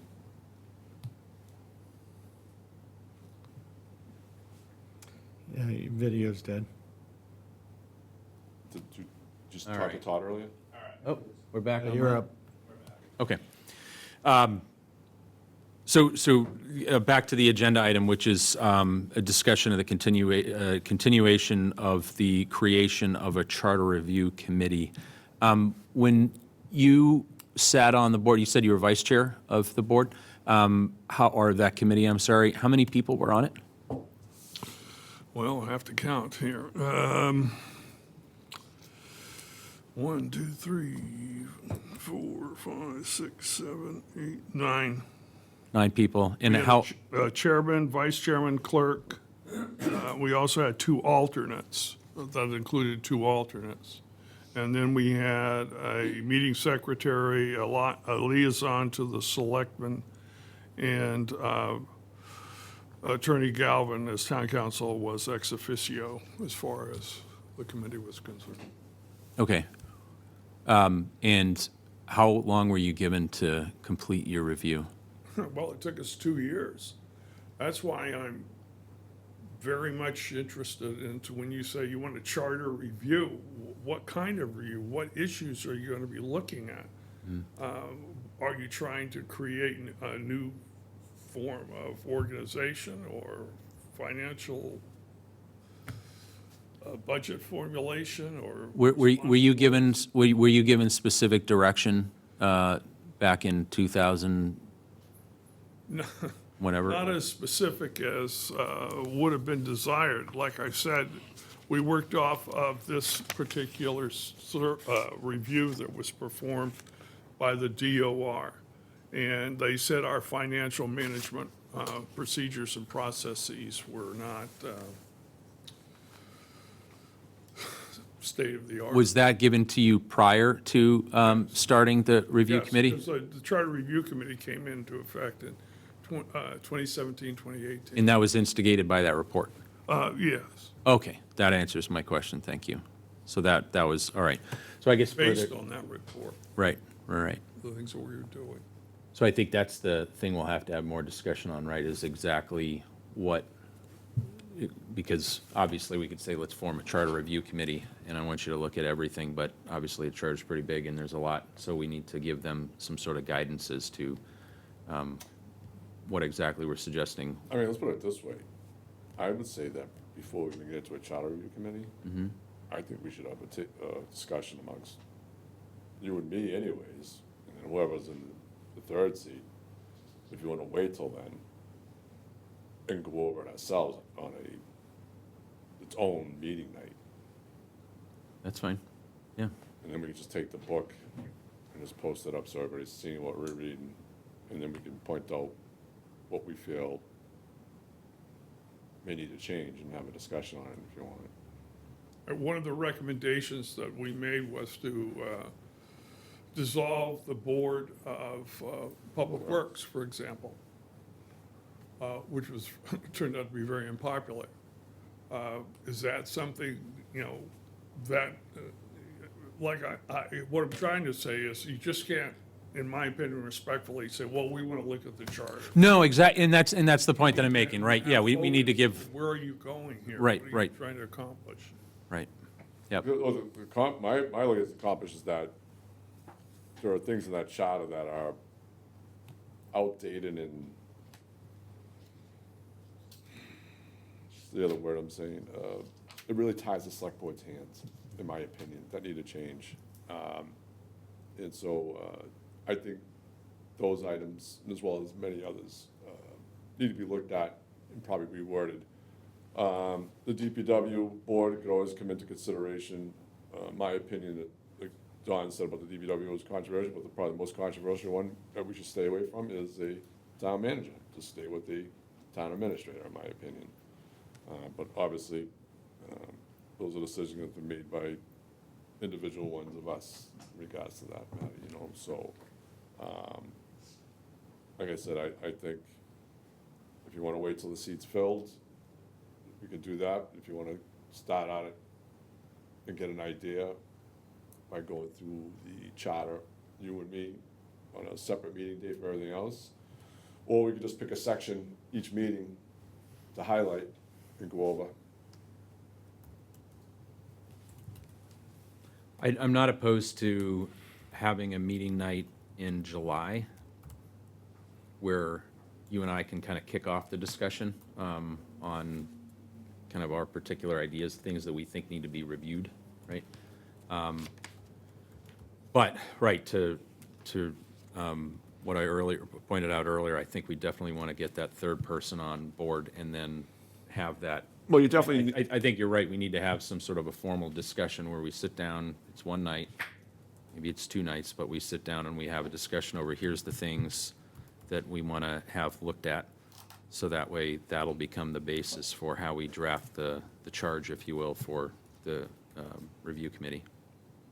yeah, I mean, there's going to be changes to how it's written, whether you're taking away, adding stuff, all that and everything, so, like I said, And you and I can, and then whoever the third person is comes to the table and says, here are the 3-4 things that I think we ought to look at, right? yeah, I mean, there's a lot to look in there. I mean, look, I'm not going to be bashful about it. I mean, this whole recall process, I mean, that whole thing, that definitely needs to be looked at, in regards to how that can, I mean, I think there needs to be something in there saying, just not because of somebody's vote on something that a few people disagree with. The whole thing is that, in order to justify a recall, someone have to commit some kind of, I guess, to along the lines of a crime and all that, because the whole thing is, Rick, you might take a position on something and all of a sudden everybody's going to be wanting you out. And the whole thing is that, it's your right and all that and everything in regards to it. Now you're going to spend money on a recall town doesn't have. And the whole thing is that you were duly elected for 3 years. Was whatever you voted for, whatever you did, that was a non-crime worthy of a recall? Probably not, Well, those, again, I think that and other items are what we need to put on the list, so that way, when we do form a committee, we have a very specific, like, here's the things that we'd like you to look at, right? Just that way it's, we're coming to them with the ideas. And I don't think that it excludes them, too, from coming up with maybe ideas or recommendations that we haven't asked them to do, right? No, I think everything should be entertained on it. The whole thing is, I guess at the end of the day, I guess maybe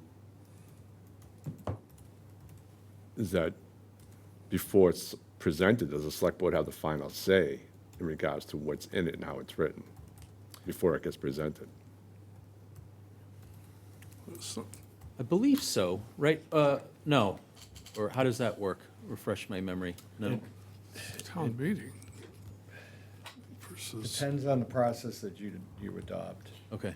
If you do it through special legislation versus if you do it through The elected charter. the elected charter commission, and then it would be a townwide referendum, I believe, that would lead to special legislation. I was chair of a charter commission in Braintree, Okay. and I most recently got looped into doing the revisions of the existing charter, and we never finished our job. All right, so there's a question of what we're asking them to do, and there's also a question of process. The processes are radically different, too. Yep. I mean, the special legislation, the appointed charter committee, can act quickly. The elected charter commission, usually it's an elected member of 9, starts with a ballot question, shall the town elect a charter review commission? And then they have about 18 months to come up with a final report and recommendation, and then gets voted on as a referendum question, yes or no. And the elected process is more straightforward and can be more surgical and can be done more quickly. And that's the more customary way it's done. The elec- Marshfield's the- first the- charter was an elected charter review commission, and the second one that Don was on, that I attended the meetings on, was the appointed one, and the end result was to go to town meeting with the report and see if the town meeting would support it, and clearly did not. And my memory is the same as Don's, that the elimination of the Board of Public Works, which was envisioned as a part of making the selectmen a 5-member board, was not popular. And As well as the town manager. the first night of the town meeting basically devolved into a filibuster. And no one came back the next night, and the whole thing was withdrawn on the second night. I believe that's what happened. Okay. if I may, for example, in this report that I'm happy to share with you, and I may have overstated, I'm tired. I said our position was to create a town manager. It was a strong town administrator, not manager, police, but the state says strengthen the town administrator role, increase the number of appointed boards, consider eliminating certain boards, create create finance director position. You've got to be specific. You just can't respectfully, in my opinion, say, well, let's look at the charter. No, well, Yeah. we agree fiercely. Yeah. Yeah. And that's what we need to Mr. Kelly's point, we need to have that discussion, so that way we can get much more specific on what it is that we want to have reviewed, right? Not everything under the sun. Mr. Chairman, could I make another suggestion that, as you're thinking about this, look at a community that's like us, that you like the form of government, and try to mimic it. Don't try to reinvent the wheel. There are other communities that we all know around here that seem to be fairly stable, that seem to be fairly effective and efficient. And, you know, we're probably not as far away as you might think from some of them, but if you make those changes to kind of follow what is working in another very well-run community, it's well-run for a reason, because the form of government supports it being efficiently run. And it can be that simple almost. Don't try to reinvent the wheel. See where the wheels are turning and flying and going fast, and make the changes that make you look more like that.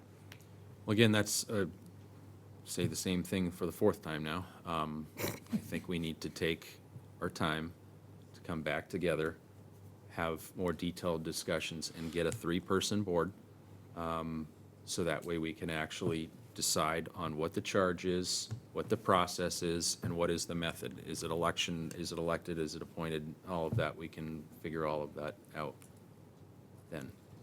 That's my, I think we need to, as good as, Mr. Chair, I think we need to find out the process of this and what those, like, between appointed, elected, however, whatever the state law allows, and find out what the state law is in regards to, it says in regards to going to an appointed committee, if we so choose to have one, an elected committee, if we so choose to have one. The one thing I've learned in this position, Mr. Chair, is that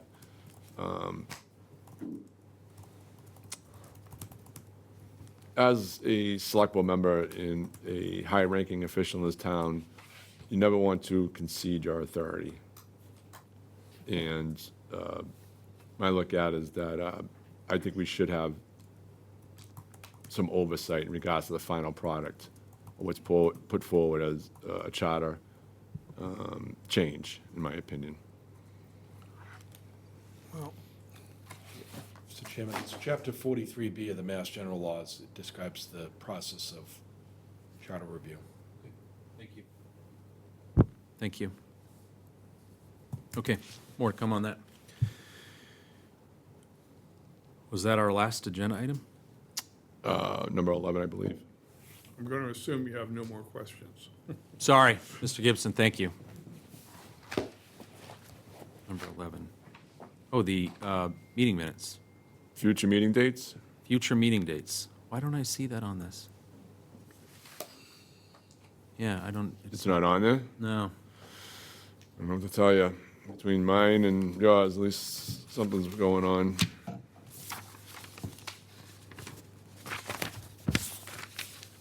Are we forbidden for discussing the logistics of when the next meeting will You be? can always. You can always do You that. can always Okay. talk about. Let's talk about the next meeting. Setting dates and agendas. So Monday we have a meeting Monday night, and then the following week, I'm actually, some personal travel, and for my kids, so the week of the 8th, so I wouldn't be available the 8th or 9th, but 10th, 11th, 12th is a Friday, though. Would work for me. Hold on, Rick, hold on.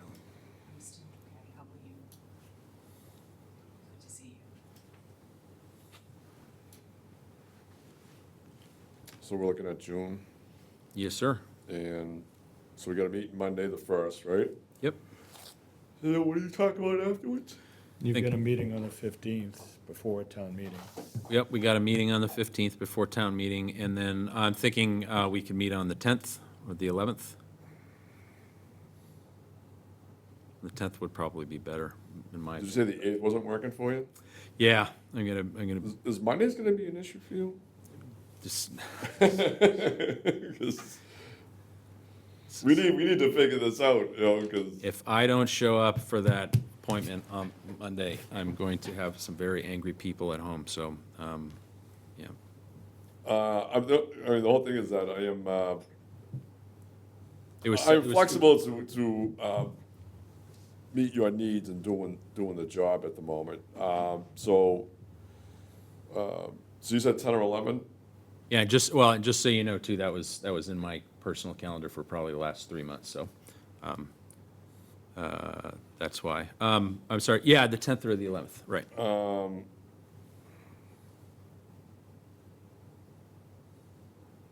You know, as of right now, I don't have my other phone with me, but just go with the 10th, and Okay, I don't know what my future's predicting here, so roll with that. okay.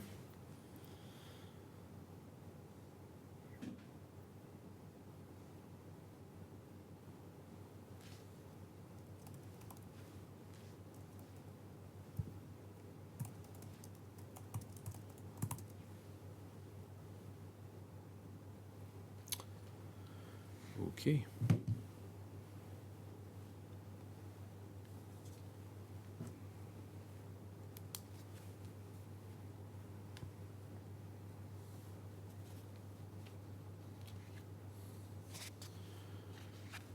All right, last item.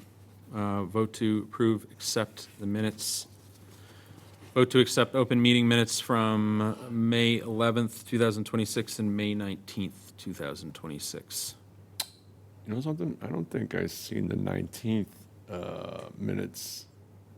I think on the 11th. You got the 11th in front of you there? She put Pat Griffin in, and I think it needs to change to Jack. Yep, Is that the May 11th? pulling it up right now.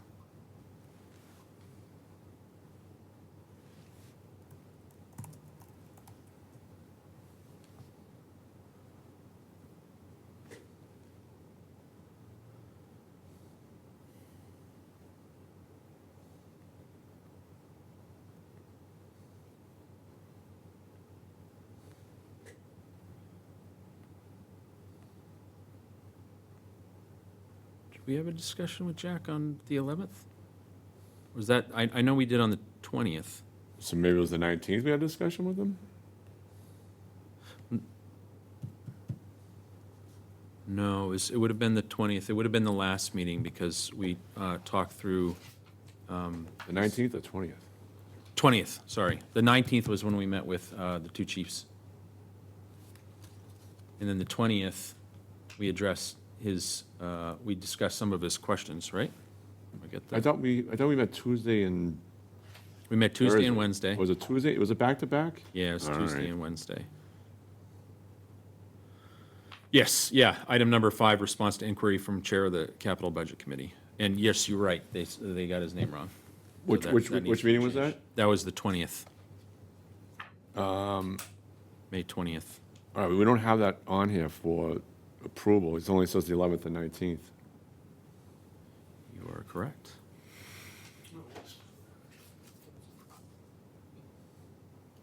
Yep, you're right. So, that's what I'm saying, I'm sitting here, so let me see if I can find, all right, so the 20th I saw, I might have seen the 11th and 19th, it's just been probably a while back that I last saw it, so let me go back and review them, and We can add it to the and next then one. we just add it to the next one. Yep, I probably have reviewed them, it's just, I think it's been so a while back that I can't think No of it now. nope, we'll get there.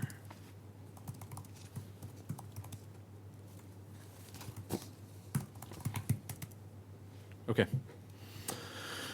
All right, perfect. That's it, right? I think so, looks that way to me. Okay. Before you adjourn, can I just correct myself? It was town manager. It was as opposed to strong town administrator. Okay. That was the position. I said it correctly the first time. I didn't correct it myself Okay. incorrectly. Strong town manager is what we wanted. Thank you, sir. All right, I'll make a motion to adjourn our select board meeting this Thursday, the 28th, 2026 at 9:09 PM. Roll call vote. Mr. Kelly? Oh, I'm sorry, do I have a second? Sorry. Second? Call for a roll call vote. Mr. Kelly? R. Kelly, aye. Rick Smith, aye. Meeting is adjourned. Thank you, everybody. Thank you.